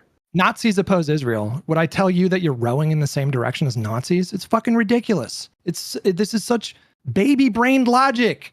Like, if I say something that actually like substantively lends credence to the idea that I want Palestinians to suffer, pounce on me for that. But I've never said anything like that. You're drawing inferences based on the things that I focus on or the things that I haven't said. Yeah, frankly. I mean, the reason I said that, Hutch, is not to. Okay.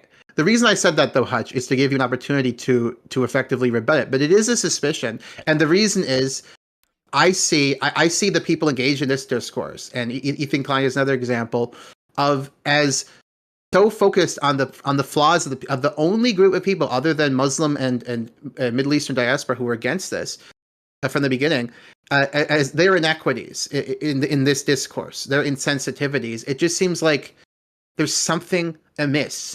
I don't know. Maybe I'm being unfair. Maybe you're right, but something seems to be amiss here. I want to. It isn't as extreme though as I think you want. Sure. Do we want to take a couple more callers? We got 2 more callers, and we can wrap it up. We can end. We can do that. Can we do that? Okay, we'll do it quickly, and we'll get through it because I know I gotta go, and I'm sure you guys do as well. Okay, you're live. Don't make me regret bringing you on. Go ahead. What do you got for us? What's good? I guess my this is also for Hutch. We talked a bit ago. Sorry to dip out randomly, but my question is just like, if someone spent like a similar portion of their time talking about seeing like Azov insignias and counter signaling like pro-Ukrainian protesters and shit, as you do talking about and counter signaling pro-Palestine protesters, do you think it would be unreasonable to suspect that they might, harbor different views than they publicly express? Do you think it would be as disgusting as you're accusing History Speaks of being? When did I accuse History Speaks of being disgusting? You said it was a disgusting thing to say. To imply that I don't care about Palestinian suffering. Yeah. You're asking me if someone focused on the Azov battalion in an effort to discredit the Ukrainian military defense against Russia. Sort of answering, the question before. I'm just saying, if somebody spent as much time focused on seeing, Azov insignias at pro-Ukraine protests, or people who support some of the wilder anti-Russian ethnic sentiments that obviously a minority of pro-Ukrainian protesters support. Do you think that it would be reasonable to think that they might, or suspect that they might have different views than they're espousing? Do you agree that it's dishonest framing to point to the Azov battalion in an effort to paint the entire Ukrainian country as a Nazi country? Yeah, of course. Okay. That's why I would say that would be bad. Have I tried to further any dishonest narrative? Well, in this example, right? Do you understand the problem with this example? I'm not trying to further any dishonest narrative. Well, That's the point difference. is that the question is about your intentions and about what sort of things we're allowed to suspect of your intentions, right? So that's What do you think accessory my relevance. intentions The are? question is just, What do you think well, my I intentions don't are? know. My question was again, I've said them suppose very that somebody, clearly. so I've said them suppose, very clearly, like so often, what my intentions are. I think the Republican Party in the United States is a unique and immediate threat, and that needs to be a priority. And this is And what so we I am mean. very Hold on, just real quick. This is what we mean when we say if you aren't explicitly calling for the death of Israel, people will come on and say you're a genocide supporter. You're actually I making haven't our said any of point that. right now. I haven't said any of that. You The question hold was on. just, You are heavily implying it. if that was the implication, the question was pretty It is clear. obviously the Was just, implication of what the line of questioning you're going down. You're going down the line of questioning saying it's do obviously you have a okay for us to be response that you're gonna soy suspicious out of about you optics? because you Can I say have something really quick? criticisms of this political group. Can I say something really quick? So, ahead. yeah, this is a really good point. The caller's bringing up, I think. So, if there were a commentator who was like, "It's really bad what Russia is doing to Ukraine," but it's people who call this a genocide, and it's I think it's completely reasonable to reject that view. By the way, I'm not saying it isn't, but if they were constantly saying, the Ukrainians calling it a genocide turns people off, that's really extreme. It doesn't fit that mold. And then also, so many Ukrainians in Western Ukraine are sympathetic to Stepan Bandera, which they are, by the way. It's just a fact. And look at these atrocities that his OUN committed historically. It'd be one thing to talk about that a couple of times. I don't think that would be suspect. But if you're like harping on it over and over again, I'd be like, yeah, this dude like is trying to distract from the fact that basically we have a defensive war being fought by the Ukrainians. I would be suspicious of that. Right? Yeah. And of course, they're unable to engage with this analogy beyond soying out about optics. No, do you think? But the problem here is that we have example after example after example. We have video, we have testimonials, we have tweets, for what those are worth, of people on the pro-Palestinian side engaging in ways that I think, and I won't speak for Hutch, but I think... Do you not think similar things exist in pro-Ukrainian circles? Not to the same extent, or it is not praised in the same way. As someone who is involved in pro-Ukrainian circles, that's an empirical question. It's just not the scale and the scope are at completely different levels. So you think in Ukraine there is, and again, I'm not judging them, by the way. Scale or scope. There isn't a dehumanizing. Again, I really am hesitant to attack them because it's not that. It's actually suspicious. If you are focused on the problems of Ukrainian society, even if they're real, that's a suspicion. If you're just obsessed with that, I find that very suspicious, to be honest. Yeah. But most Ukrainians in Western Ukraine have a positive opinion of Bandera, for example. That's not a great thing. But if you were obsessing over that and say, it's terrible optics because Bandera was an anti-Semite and favored genocidal policies to ethnic Poles. It is. I would find that suspicious. Optics, I find that very suspicious. It is terrible optics. I have again. No, it doesn't matter that much, really. I am critical of their rhetoric about calling all Russians orcs and things like that. I'm very critical of that kind of rhetoric. Yeah, but if you I'm very critical of that kind of thing. I've criticized it to Ukrainian Anna and other people, right? But they understand and they know that I am pro-Ukrainian. They have not come after me for that in the same way that a pro-Palestine person would if I criticize the pro-Palestine movement. Wait, can I just hold on? Let me By the way, funny point that might because you brought Ukrainian. Hold on, let Hutch go first. Let Hutch go first, and then you can make that point. I promise. Hutch, can I just ask the caller? Do you agree that Israel Gaza was like 100 times more salient in left-wing spaces in America than Ukraine Russia? 100 times might be extreme, but it's obviously significantly more salient. Yeah, people care a lot more about it. Doesn't that explain why this is discussed more? Well, it's not about discussing it more. It's about what you focus on, right? Right, but like it all depends on what my intentions are for focusing on this or that thing. So if in the case of Russia, Ukraine, if that was like a super salient issue that was extremely divisive, I would be applying the exact same logic that I am right now. So to clarify, you think that like if somebody was just constantly talking about and counter-signaling Ukrainian protesters and they were pointing out like Azov battalion insignias all the time, right? But at the end of the day, they said, I think it's disgusting what Russia is doing. This is actually just me trying to, get the movement on the right track. You think it would be just as disgusting as you think it is for History Speaks to question your beliefs to question that person's beliefs? No, because he's accusing me of not caring about like human suffering. That's the difference. Say I that. don't think He's doing. You're making it much You more don't- extreme than it was. You I don't think you don't think what?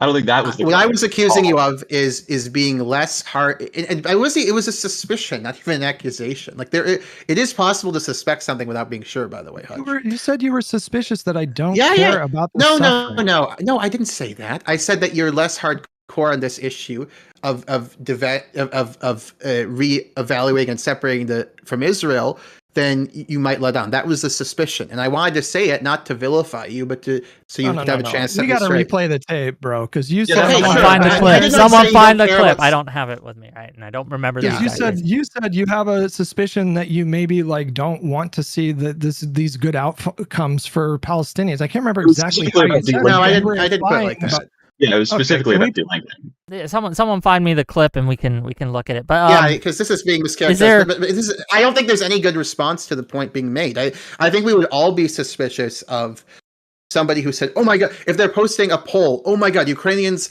in West Ukraine like Bandera. Bandera committed genocide against Poles." Yeah, that's fucked up. But I think it's way more fucked up to be vilifying, as apologists Russian do, vilifying a society where I don't know what percentage of these people have been displaced. The whole fucking country has been destroyed by this aggression. I would be suspicious and judgmental of somebody who is just all day saying, "Here's what's wrong about Ukraine. Here's the administration for Bandera. Here's Azov." I would be suspicious of their motives. I think you all would too. I'm not spending my time talking about like why I'm not spending my time talking about like here's what's bad about Palestinians. I'm not doing that. But The analogy is the anti-war movement in the US. the analogy is the protesters. Yeah. and just for housekeeping, Trisky, thank you for calling in, but we do have one more caller. Sounds good. Have a good one. You can, Sorry you, to be you, can call, you can call in on the stream sometime this week. I just want to make one point about Ukrainian Anna because it's funny. This is a lighter point. I for a while ago, because I was very impressed by her on the Piers Morgan show, I wanted to interview her for my channel, and she actually said, referencing some of you guys, she said, "You've attacked my friends, and I'm not going to do an interview with you." So she's apparently, she's friends with some of your crew. So that's just a friendly point. I do consider. yeah. Hang on, I want to. my friend. So yes, that's true. Hang on, I want to unpack something really quick because if I misunderstood you, I do want to apologize. We can. It's okay. Let's listen to the clip. I want to see what you said though. Okay, listen to the clip. Is there a clip of that? Yeah, somewhere? if you have the clip, gang, if you have the clip in chat, DM it to me and I'll play it on screen right now and we can look over it. So just send me the DM. We can do it. Let's do a call and then we can end with this misunderstood. clip. It's not the end of the world if you did. Yeah. If I misunderstood you, I apologize. That's not what I remember from what you said. But if I did, then I came roll at it you back, way too gang, and find it. aggressively. My chat'll do that. My chat are all autistic and they'll figure it out. They'll send me a clip. They know how to do that. Caller, you are with us and you have a question whilst they look for that. Go ahead. You're live, sir or madam. Hello? You're very low. Can you get closer to your mic? Son of a bitch. Hello? I think you. Yeah, I think he's having audio issues. Yeah. How about now? I don't think he hears us. Oh, okay. Well, fix your audio issues and then maybe we'll pull you back. Okay? Good. Okay. Yeah, unfortunately sometimes that happens with open call-ins. But okay, while we wait for the people to get the clip up, I'll simply say that I think that we catch more flies with honey than with vinegar, and I think that the way that many on the pro-Palestine advocates, and I'm not talking about Palestinians themselves, I think Palestinians have been poorly served by their advocates. I think you were trying to fix your computer or switch your computer when I said this, and I'll just repeat it so that you can hear this. I think that the pro-Palestine activists in the West have done a disservice to their cause. I think they've heard it. I don't think they've accomplished a single goal that they have had. We have not boycotted, divested, or sanctioned Israel in any way.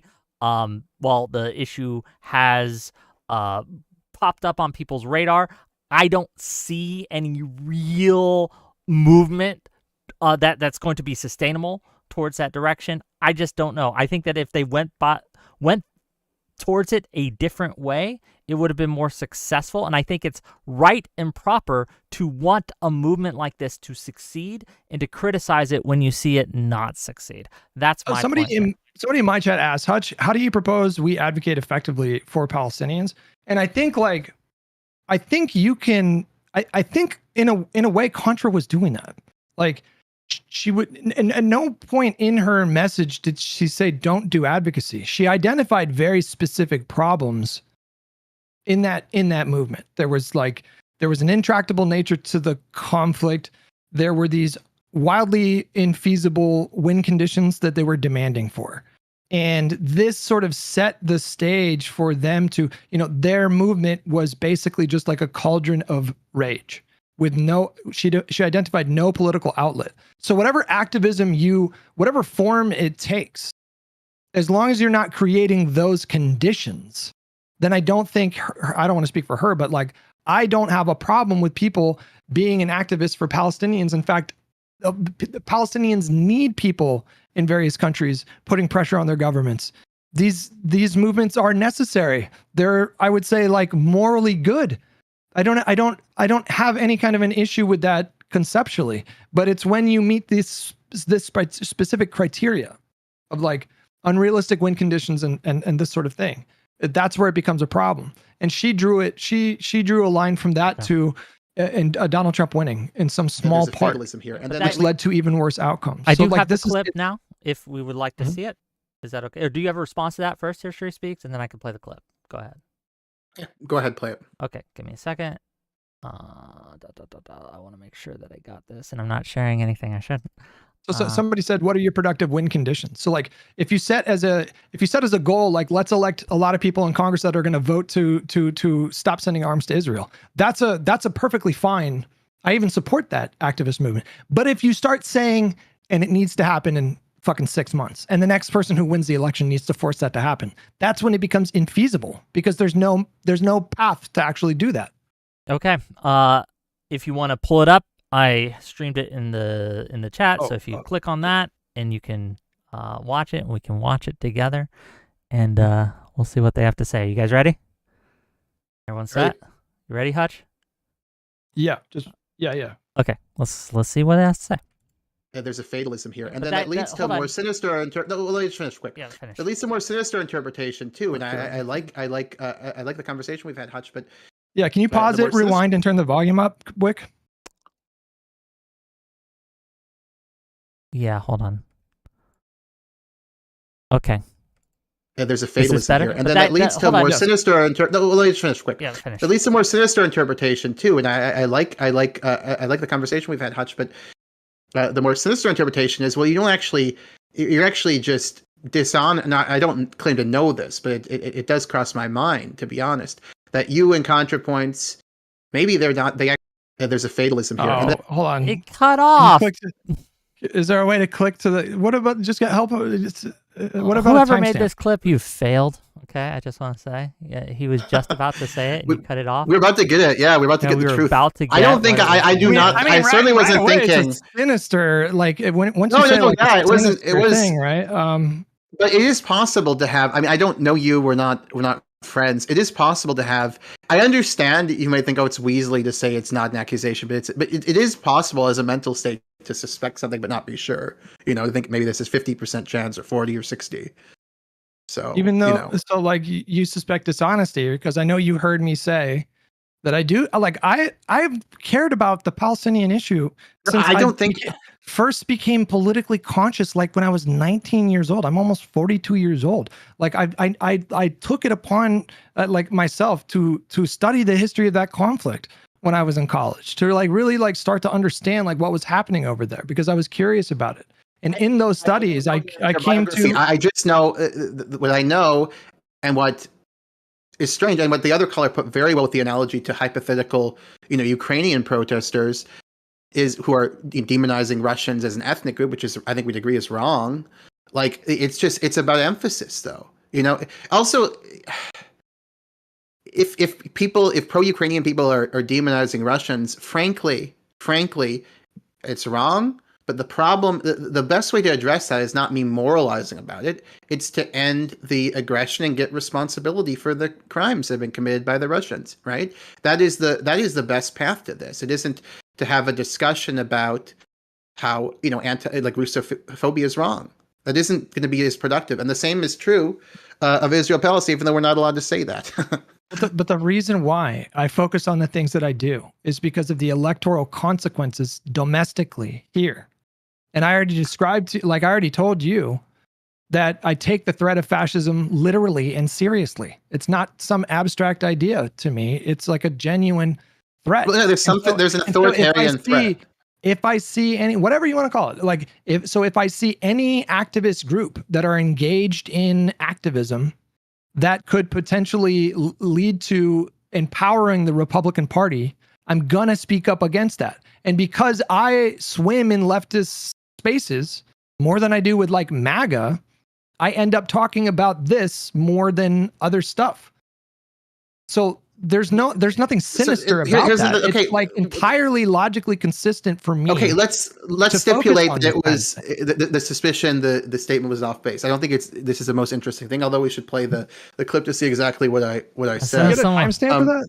There's usually what was the timestamp like, again? Give me the timestamp and I could just figure it out. Yeah, I mean, it's amazing. Like, it's like three boomers trying to do a stream together. It's tech really has disastrous. always been look. I don't know why I chose to. If you want to criticize me on my tech or my setup or anything like that, and you're a host, 100% you're valid to do so. That is a weakness of mine, right? But this is a, hold on, just to perfectly like entertain the analogy. So like, if there was someone who was like, yeah, the fucking Azov battalion, and this means there's a lot of Nazis in Ukraine, but I view the Russian action as an act of imperialism, and I'm against it, and I think we should bolster our support for Ukrainians. I would tell that person in that spot, like, I think it's disgusting that you're trying to. But what if someone was saying country as though they're Nazis? Where is the logical inconsistency? Okay, what if someone was saying though? What if somebody was saying that the Russians in Ukraine are taking the most care in history to prevent civilian, like in Mariupol, let's say, even that they're taking the most care in history to prevent civilian casualties. Destiny said that, and then another person, Lonerbox, said, "Oh, that's," and another hypothetical streamer said, "Yeah, that's, I don't agree necessarily that Russia's taking the most care, but it's a good faith argument." I think if you care about Ukraine, you'd say, "Fuck you! They raised Mariupol. Go fuck yourself. You're a piece of shit." That's my. I think that is the intellectual equivalent. But I didn't say those things. I'm not. I know. Sure, but you're. I think I you got it. defended Lonerbox earlier. I think I got it. I'm pretty sure I got to the point where we left off. I'm sorry to interrupt, right? But I do want to see what they have to say. So yeah, you can play it. That's fair because we have different recollection. Yeah. Okay. So we're here. I'm gonna rewind it just like a smidge. Oh, not just a smidge. Oh, god damn it. Okay, I may have fucked it up, but let's find out. Okay, you guys ready? Hold on. The public is not voting towards there. They voted in Trump. Okay, no, I messed it up. Give me a second. After. I'll figure it out. I know exactly how to do this now, though. Look for when Pisco starts talking because he piped up right. Yeah, after. well, I can just click the clip and watch live stream. It'll do it. Give me 1 second. I just don't want to. Okay, let me ask you a question. This is actually a clarification. It's not like a point of debate. So, what do you think the point of? Because I think we may have just have different interpretations of the point of protest. Because I don't think the point of protest is to be. I don't think you have to be popular to be effective as a protest. I think you have to keep your issue salient and get your people motivated. Basically, that's how I look at protests as successful protest movements as a historical phenomenon. Okay. Is there do you disagree with that framing, or we can answer that in a second? But before I lose this, we're here. Turn it up. Turn the volume up. Okay, remember? The volume is max as I can get it. Yeah. Let's see. It leads to a more sinister. Let me just finish quick. Yeah, finish. It leads to more sinister interpretation too, and I like the conversation we've had, Hutch. But the more sinister interpretation is, well, you're actually just I don't claim to know this, but it does cross my mind, to be honest, that you and ContraPoints, maybe they're not. They actually are just acting in bad faith here. They don't want these movements to succeed. They don't want to see a fundamental decoupling from Israel. They don't want to see justice for this genocide or Talking shit atrocities or about my whatever. boy. Talking That's shit about my boy. Okay. Is that I think enough? we've got the thing here. Did Yeah, we get that's it? wildly insulting, by the way. I do not take I take the apology back. It's wildly insulting.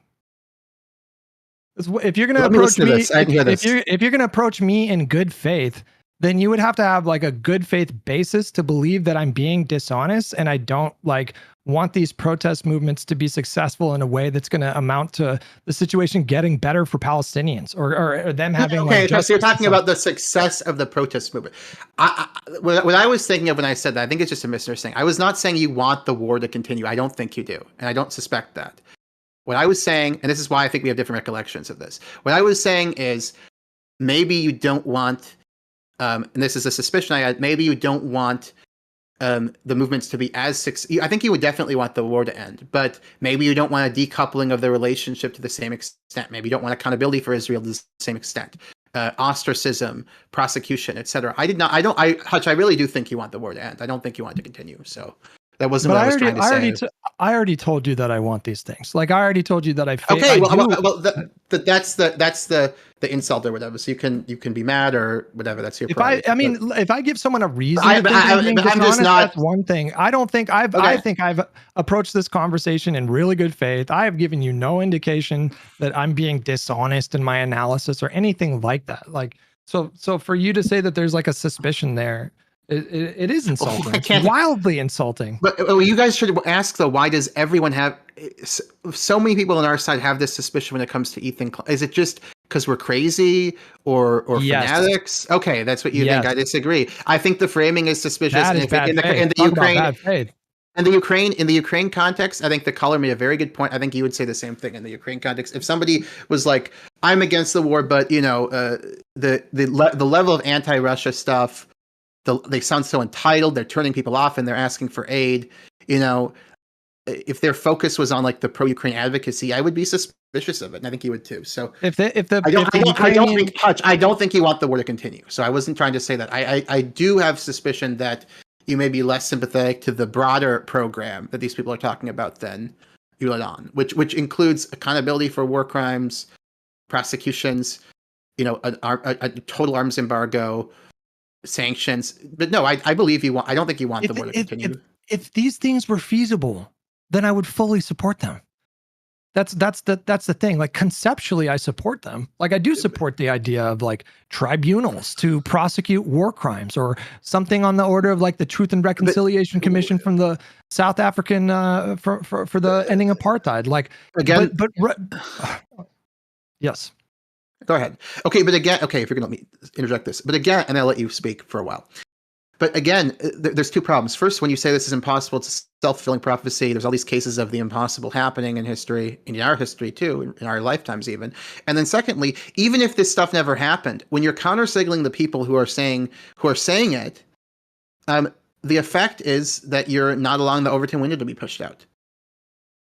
I think you see some inherent value to like trying to shift the Overton window, and I guess I'm making the point that this hasn't really like happened, right? Like if you're saying, okay, that was the goal, but like I don't see that as materializing. You're pointing to public opinion polls of Israel that have been on the downward trend since 2017. Like, are you really tell me, I don't want to assume, but are you ascribing this lower support for Israel among like US voters? Are you giving credit to like leftists for this happening? Or do you think maybe a lot of people have just seen this long protracted bloody war and they just naturally, organically lost well, it's the same with support. Ukraine, right? You had a huge amount of support for Ukraine at the beginning, and then it tapered off the longer it went. That's just how these issues go. Well, the analogy, the polling, people are not changing their views because of this protest. People very seldom change views because of protests. The point of the protest is that it mobilizes people who care about the issue to care about it even more, and radicalizes them. That's one thing. To get them to vote on the issue, push pressure on constituents, on elected officials, and the other thing is it gets it in the news. So on those two dimensions, yeah, I think the protests were successful. You know, But I think most people already care. So the point no, that most people definitely already care about, like the death and the bloodshed that's happening over there and the suffering that's going on over there. But when, like, so if you know that, then there's something that you can tap into. And so the way that they were going about tapping into it was by purity testing about like anti-Zionism or one state versus two state. And when they did that, they necessarily excluded a ton of like normies from their movement. They were not welcome in their movement. And you're saying that this was still somehow materially beneficial because it shifted the Overton window. But like, I don't even know what that means when we look at the vote on Friday and we will look at the government that was elected in 2024. It didn't, like, there was nothing to indicate that this was successful along those lines. And I would also point to the Ethan Klein example. Ethan Klein was on your side, right? And now he's still on their side in the sense that he wants, like, he calls it a genocide. He wants them to, but he doesn't want a one state. That's literally what started the whole thing. He doesn't want a one state, and he was excommunicated for it. Yeah, the $5. Norman Finkel. I don't think the I'll one let you state. respond in a second. I just got to read the super chat because I guess people look. You know, it's feast or famine with super chats. I can't complain. Like on Thursday, I made like $1,500. Today, I've made $5, and that's okay. $5 from Bubs to say he said of Hutch and Contra, quote, maybe they don't want justice for this genocide, end quote. I'd say that's a far cry from what he said in the backtrack. Okay. History speaks. Go ahead. Yeah. So again, historically, protests for movements, especially highly moralistic movements, where you're saying this talking about the civil rights context, this country is committing an atrocity against the African American population, right? With denying them equal citizenship, essentially. The Vietnam War. You don't attract the majority of the public is not going to be with you. The point is to keep it salient. The point is to intensify people who already agree with you. If you look at public opinion all over the world, it's even more dramatic than America, the changes. I mean, YouGov polling, Israel has a negative 46 rating, so like 46% percentage points more people have a negative view than positive view in the UK, negative 48 in France, negative 44 in Germany, negative 54 in Denmark. So the protests clearly haven't prevented this increasing negativity from setting in, and they've made the issue more salient. There's protests all the time in Britain, where I live right now, right? London had one just a couple of days ago. So I think they make a positive difference.